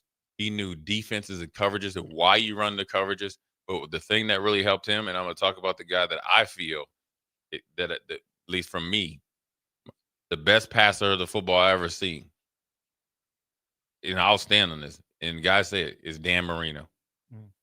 He was slow as all get out when I came in the league because he had numerous issues with, his lower extremity. But his pocket presence, the one to step up, slide, sidestep, and his release and all that. If that's the case, then yeah, but that comes with experience. But I don't think of mobility because he's obviously he's faster this year, he's quicker, and we're not an RPO type of team. I have a funny name for this phenomenon. It's called playing Akron versus playing Michigan. Yeah. They look a little different. They look a little different. They act a little different. They run a little different. And I'm just going to piggyback off of what you said. I want fans to get out of the mode of, well, if Dylan doesn't automatically take off and scramble, he's not mobile enough. That's not what Nebraska is going to ask Dylan to do. It's not what they want him to do. Where you can see that Dylan Raiola is more mobile, is more decisive, and I think to your point, Jay, has a better understanding of his body as a young man growing into the college football quarterback position and defenses. I think the first two drives, Dylan steps up in the pocket, kind of does a swim move with the ball to avoid a guy, makes a throw on the run. Yeah. Dylan's not getting out of that collapsed pocket last year. He did this year. He's okay. Well, that one's just luck. I would also throw out there the one of the long passes I think he made to Dane Key. Think about the guy. I mean, that's a corner coming unblocked, a more athletic guy than Dillon that he made miss. Yeah, it's open field. Yeah, there's more room for him to run. But do you think Dylan Raiola makes that guy miss last year? Maybe not as consistently. Yeah, and he made that play. Drumstick follows up with, he never scrambles when he should is my only gripe. Well, okay, when you think Dylan should scramble is not the same as when Dylan thinks he should scramble. Right? Dylan has proven that he's a quarterback that's going to trust his guys to get open and trust his arm to make throws. Sure, there's an argument that maybe he could take the 3 yards, live to fight the next play. I won't fight you on that. There are those opportunities. But Dylan's arm is talented enough, and he's gotten away with it. Maybe it's gotten away with, or maybe he just knows himself well enough that he knows that, yeah, I could get 3 yards here, but 6 out of 10 times I could get 15 yards there. You take that trade-off. You just haven't seen a quarterback that processes the game in the same way Dylan does at Nebraska in a long time. Sometimes he's right, sometimes he's wrong, but I just think, Jay, fans aren't used to seeing a quarterback process the game through the same lens that Dylan does, which leads to these repeated questions. Right, because if Dylan was Underwood, we were saying we need to pass better. Yeah. And then, sure, you could always do the when you should scramble, when you shouldn't. I think the hardest quarterbacks to defend, or at least when Russell Wilson, when it was in his prime, him and Aaron Rodgers, they were a problem. Brady too. Obviously both of them are previous were faster than Brady. The quarterbacks that scramble or avoid pressure with their eyes downfield are dangerous. And so that's what Dylan tries to do, but he was under immense pressure. If you say, okay, you want to pick up his pace a little bit, I can understand that. Sure. But the way he plays overall as a quarterback is not the problem. And that's there was a play that Underwood threw the ball. And I would tell you, if I was his teammate, quarterback coach, analyst, or whatever, he should have ran that 1,000% of the time. Mm-hmm. So that's another example. But this is I always say, like, every time you're not successful or losing, you look at what everybody else does or what they have, and you got to just worry about handling your business first, and then once you do that, then you can look at the little nuances. But I don't think Dylan scrambling it and trying to go back the way we played is not, first of all, it's not in his skill set. So then we be saying, well, we're not using him in the right skill set. We're using him in the right skill set. He's gotten better physically at the things he needed to do. And that's the least of the problems. Right. That's nitpicking. Yeah. And sure, he's the quarterback and all the other stuff. That's what comes with the job. But that, again, that's not. I always like to focus, like, why we lost the game, and that wasn't it. Yeah, and we handle our business, we'll be just fine. So was just fine. We're up against the break. We'll be right back. We'll probably maybe get some audio and some quick thoughts on the audio. Try to answer all your texts. We appreciate them. Jay Foreman, Austin Norman, Old School. We'll be right back. You're listening to Old School with Jay Foreman and Austin Orman. Download the mobile app and listen wherever you are on 93.7 The Ticket and theticketfm.com. Are you looking for an exciting new way to put your skills to work? Explore new career options in the fintech industry at Currency, a Sandhills global company. We offer full-time positions in financial sales, compliance, operations, and other fields. We also offer a 4.5-day work week, an attractive benefits package, and opportunities for advancement. Put your motivation to work and grow with us at Currency. Visit gocurrency.com/careers to learn more. A lot of businesses say they're family focused, but when tough situations in life arise, the business wants anything but your best interests. James Enterprise Incorporated is hiring, and they will always treat their employees like family, just as they do their customers. James Enterprise Incorporated is hiring Class A and B CDL drivers, a shop tech, and a diesel mechanic.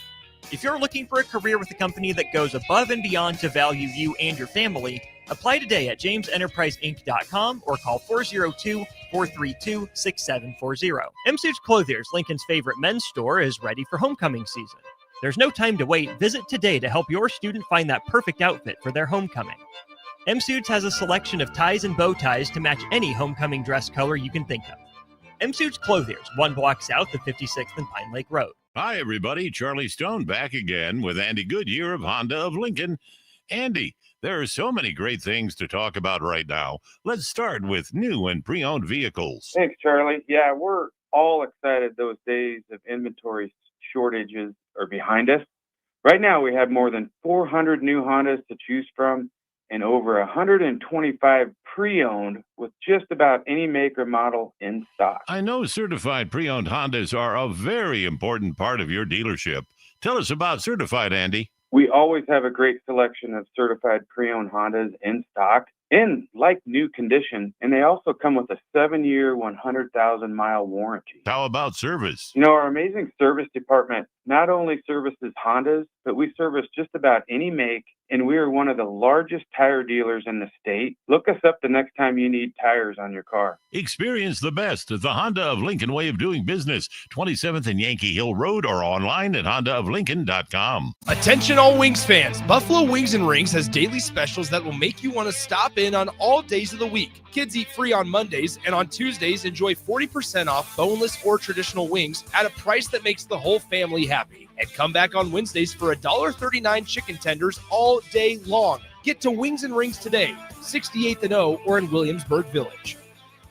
Since 1983, Fast Mike's Roll-Offs have been a trusted and reliable company in Lincoln and the surrounding areas. Fast Mike's handles all sides of construction projects, home renovations, or big cleanouts. With the perfect size dumpster to fit your needs, Fast Mike's Roll-Offs will haul it all. With same-day delivery in Lincoln, affordable rates, and top-notch service, Fast Mike's Roll-Offs make cleanup quick and easy. Call now at 402-450-6828 or visit us online at fastmikesrolloffs.com. Book your dumpster today. Fast Mike's Roll-Offs, cleanup made simple. Hey there, this is Paul Scheel, owner of High Electric. I want to thank our friends and loyal customers and introduce High Electric to those looking for a new electrician. We've been serving the Lincoln and Omaha area for over 30 years, from design to install, upgrades, and repair. If you are a homeowner or a small business needing some electrical work, call us at 402-466-6606 or check us out at hyelectric.com. We look forward to hearing from you. Hey, Husker fans, Max Tan is turning up the excitement this season. They're giving away a pair of Husker volleyball tickets, and every time you tan, you're entered to win. Experience the 2025 season tour featuring high-pressure tanning, rejuvenating red light therapy, and flawless spray tanning, all for just $20.25. Look good, feel amazing, and cheer on the Lady Huskers in style. Max Tan, take it to the max. At CHI Health Clinic, we believe healthcare should be personal, because knowing your provider personally makes appointments more comfortable, more productive, and more meaningful to your overall health. Get matched with a primary care provider based on your personality and lifestyle using CHI Health Clinic's My Provider Match. Take the survey at myprovidermatch.com to find the right provider for you. Getting healthier starts by getting personal at CHI Health Clinic. Have you heard about Advanced Medical Imaging Surgery Center? Located at 7555 Pioneers Boulevard, Advanced Medical Imaging Surgery Center offers compassionate, patient-focused care and provides outpatient surgery services, making it possible to have non-emergency surgery and return home the same day. Advanced Medical Imaging Surgery Center specializes in cardiology, vascular radiology, orthopedics, pain management, and much, much more. Give them a call today at 402-261-1085 or online at amimaging.com. Back to old school with Foreman and Orman on 93.7 The Ticket and theticketfm.com.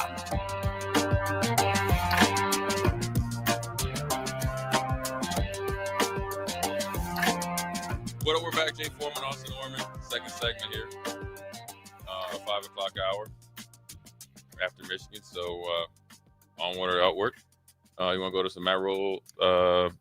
Yeah. What do you want to hear about from the head coach? Let's see. There's a lot there. How do you feel the defensive line is coming along? Sure. That's been a talking point. So here is Nebraska head coach Matt Rule on the development of his defensive line. I think there's moments where they're excellent, right? But you can't give up, 286 yards rushing and sit here and, start praising that, the group. I mean, just. But I do think they're coming along. I think we're rushing. I think guys are we're getting to the quarterback.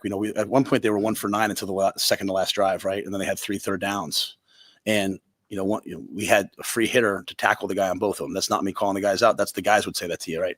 They run a sprint out into 3-over-3. They run a screen into it. So we have a chance to make those plays, and that's the slippery slope that we're on right now. And as a head coach, it's very difficult to get up here and tell the truth without feeling like you're throwing the guys over and have it not be something sarcastic. Said back to you. It's like, I want to tell you guys the truth, but it's like, they run a screen, we're dropping a guy in them. He's just got to go make that play, and then you'll win the game. And that's not calling that guy out, because there's about 50 of those plays. We ran 2 screens on third down where their guy made the play. And so I hate to just say, hey, it's this one group or it's this one guy. It's a bunch of guys, right? I mean, Elijah rips the ball out, Judy rips the ball out, and we go down and score.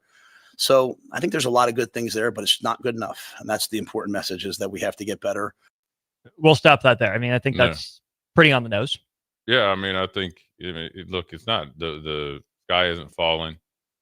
You have you have a right to be frustrated. You have a right to be mad about it. You should, as a coach, you want your players to feel it, and be mad. And but then also you got to really address the things that got you beat. Then you also you can't minimize the things that you did well. And you want to create turnovers. You're able to kind of stub your toe at the beginning of the game. And we bounce back. That's I always look at bounce back percentage. And particularly it's always basketball, but this is it. How do you bounce back from a missed opportunity? They did that, get the ball out, go and score. They beat it, nice little seam route.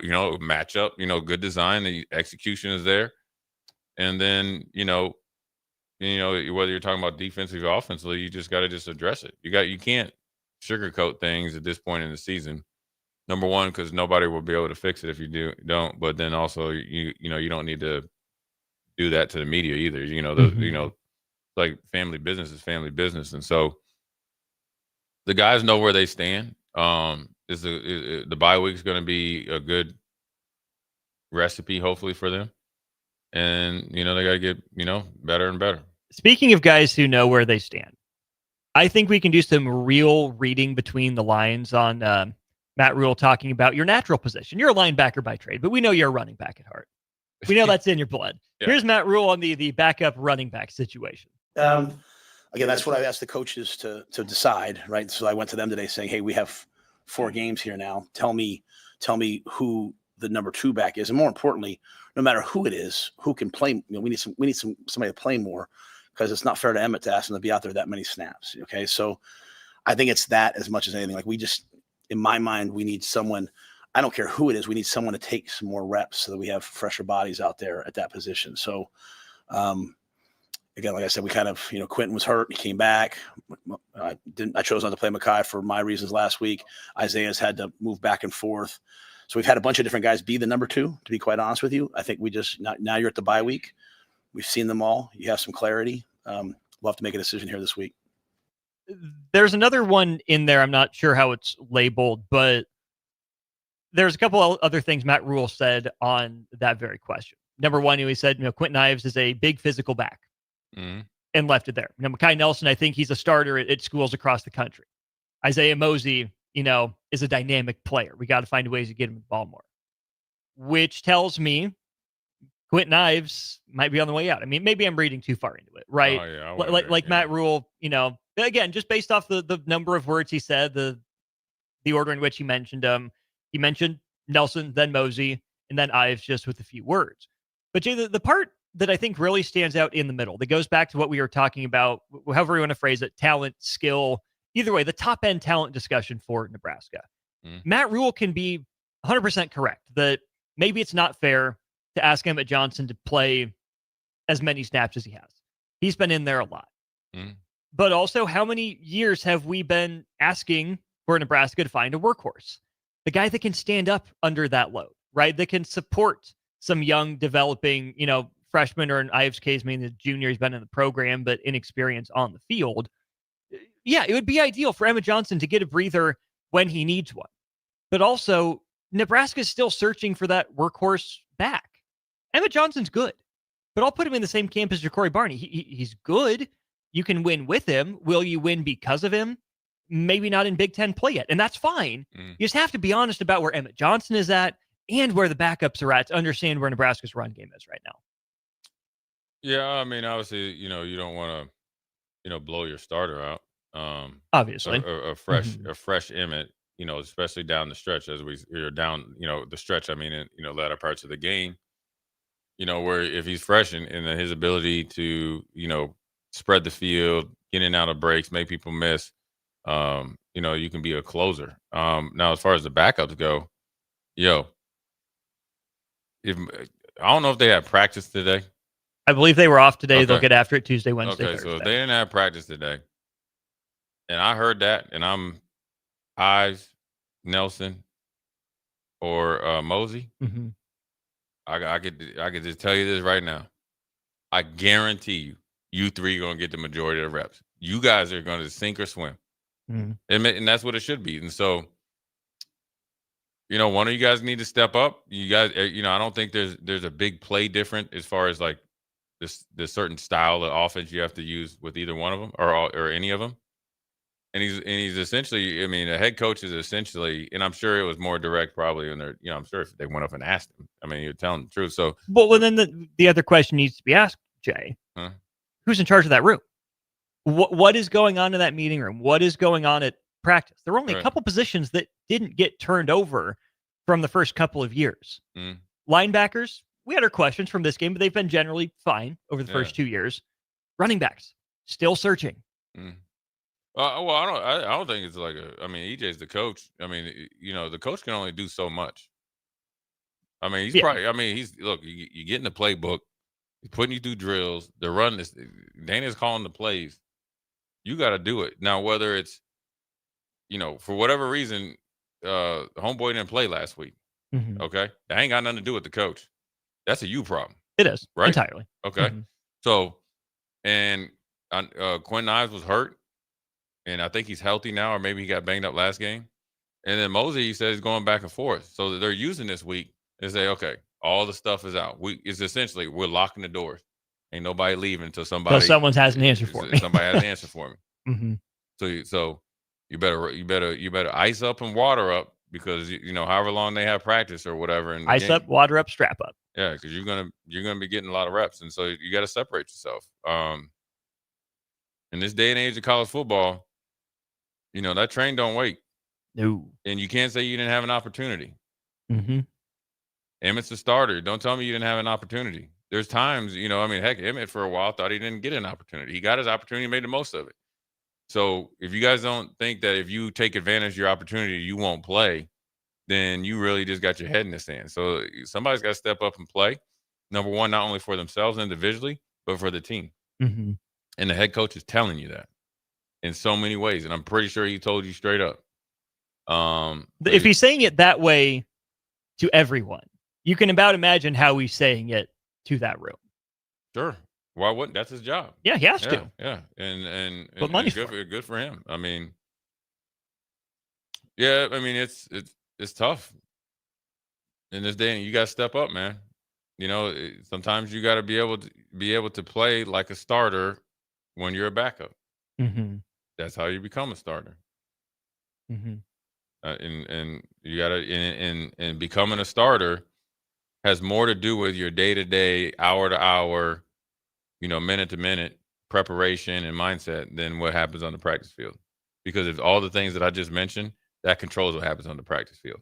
I think sometimes people think, which then controls what happens on the game field. Right. I think sometimes they think, okay, we're going to skip the level 1. We're going to go straight to 2. And then next thing stop where, we're the number 1 pick of the draft. It don't work like that. It don't work like that. So we'll see what happens, man. I think, like I said, this is a very good learning tape. It could be an inspiring tape, but then it could be very frustrating. Listen, man, after we played Arizona State and lost, I mean, we had a bye week after. It was horrible. But we had to really, look ourselves in the mirror and fix what we did wrong. I know we'll have the bye week conversation Wednesday or Thursday, I would guess. But for fans who are wondering, is this the right time or the wrong time for a bye week? My overarching theme will be it's what Nebraska makes of it.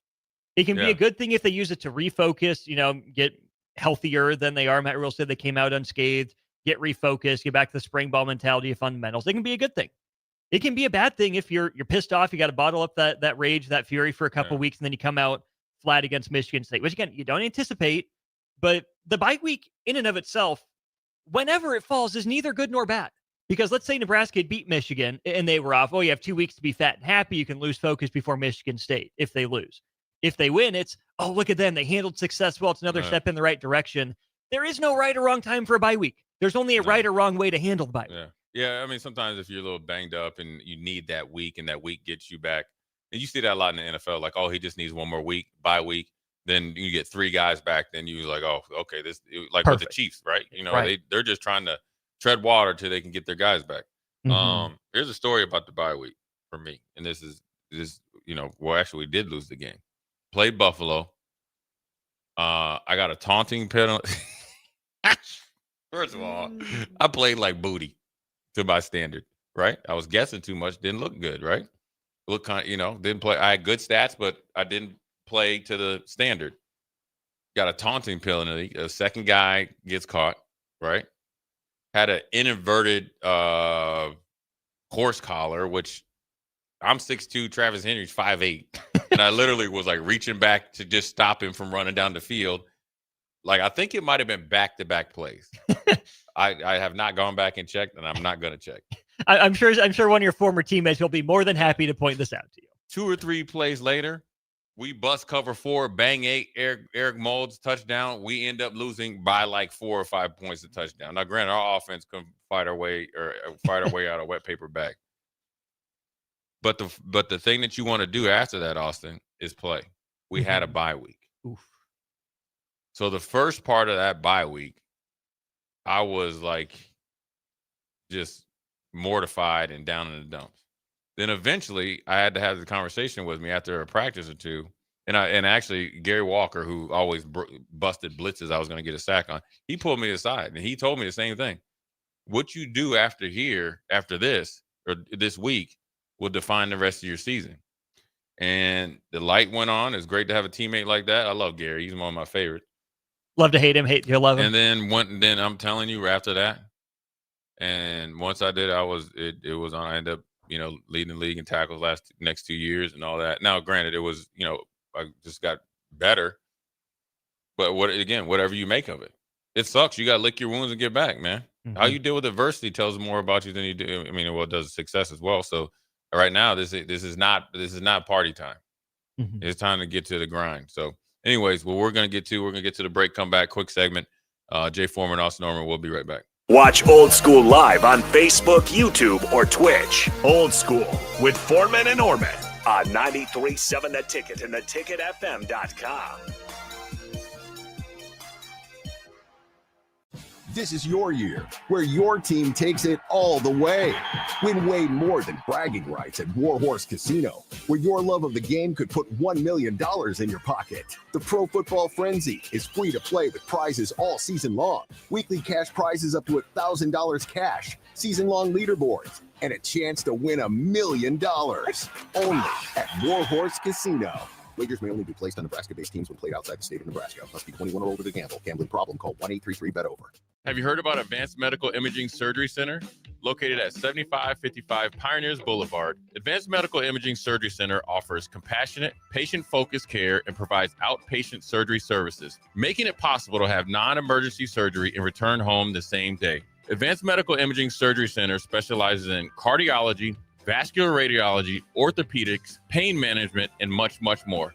Give them a call today at 402-261-1085 or online at amimaging.com. Hi, Sean Callahan here for Koppel Chevrolet GMC. This month kicks off Koppel's 50th anniversary sale. We're celebrating 50 years by offering an additional $500 discount to the next 100 customers that buy a new vehicle. This is in addition to the huge savings already in place. You can take an extra $500 off our discounted price, or we can cut you a check on the spot. Celebrate with savings and see why customers have trusted Koppel since 1975. It's our way of saying thank you for all these years. At Fairway Meat Market, you're family, and as part of the family, they want to save you money on your meat and groceries.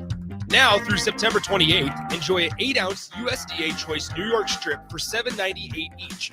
All natural whole pork butt, $1.78 per pound. Boar's Head Deli Turkey, all varieties, $11.99 per pound. And Bush Light 30 racks for $18.99. That's all at Fairway Meat Market in the Rockledge Square Shopping Center, just south of 84th and Van Dorn.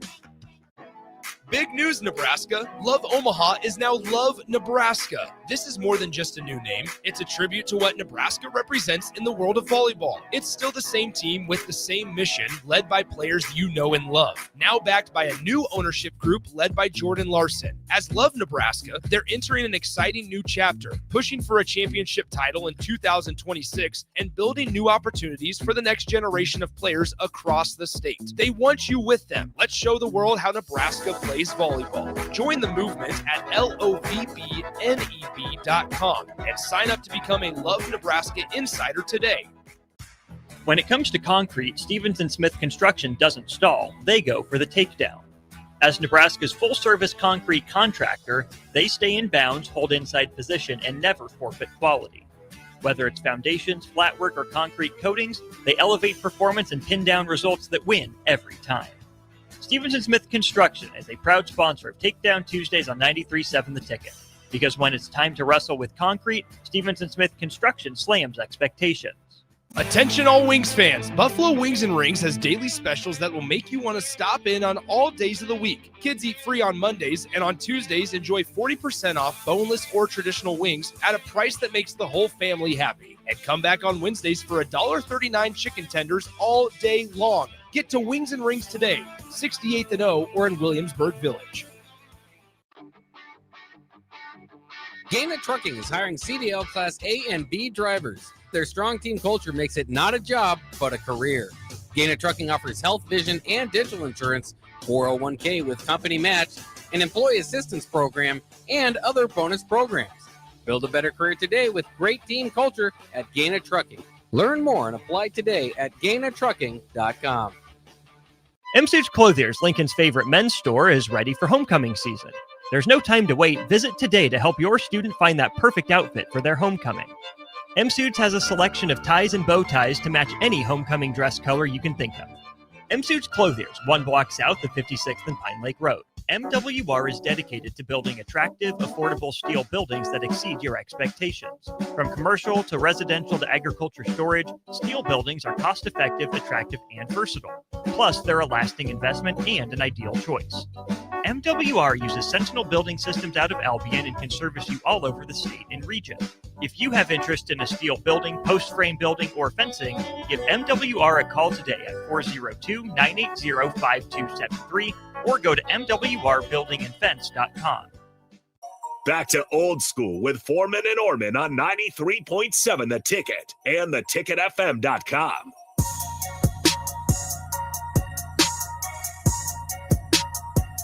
What up, Jay Foreman, Austin Orman, old school to new school way, 1040 O Street. Look, it's warm outside, though. It is. First day of fall. Yeah, appreciate the Mercado.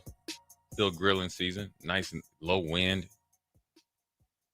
Great opportunity. Never miss opportunity to throw on the grill. And that the best remedy you can have after a tough loss, it's either some steak, a nice ribeye, and some red wine that you can go over pick up at Myers Cork and Bottle, 13th and South. Or it's Monday. I was gonna say some fish or something like that, but you throw some chicken on there and get busy.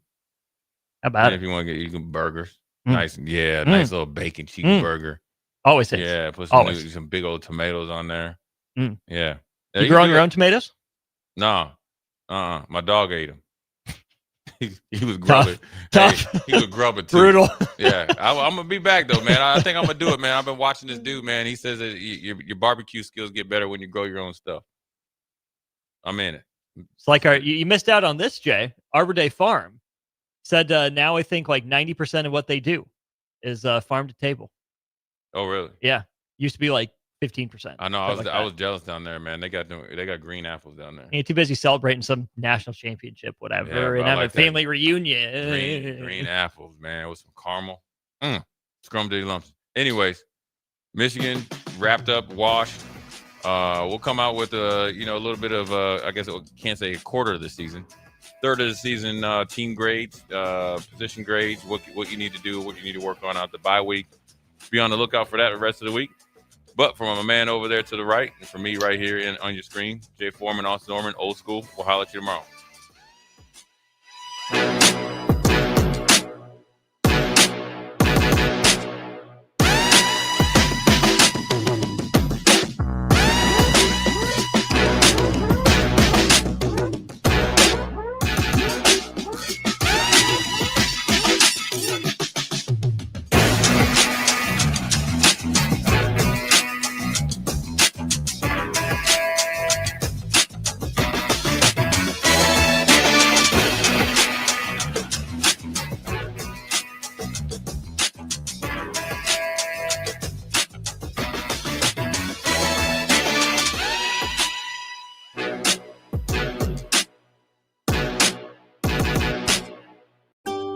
Load up on meat and more this spring at the Mercado by Certified Piedmontese, with great selections of T-bones, tomahawks, ribeyes, filet mignon, brisket, sirloin, and so much more. The Mercado has locations at 84th and Havelock, 30th and Yankee Hill, and now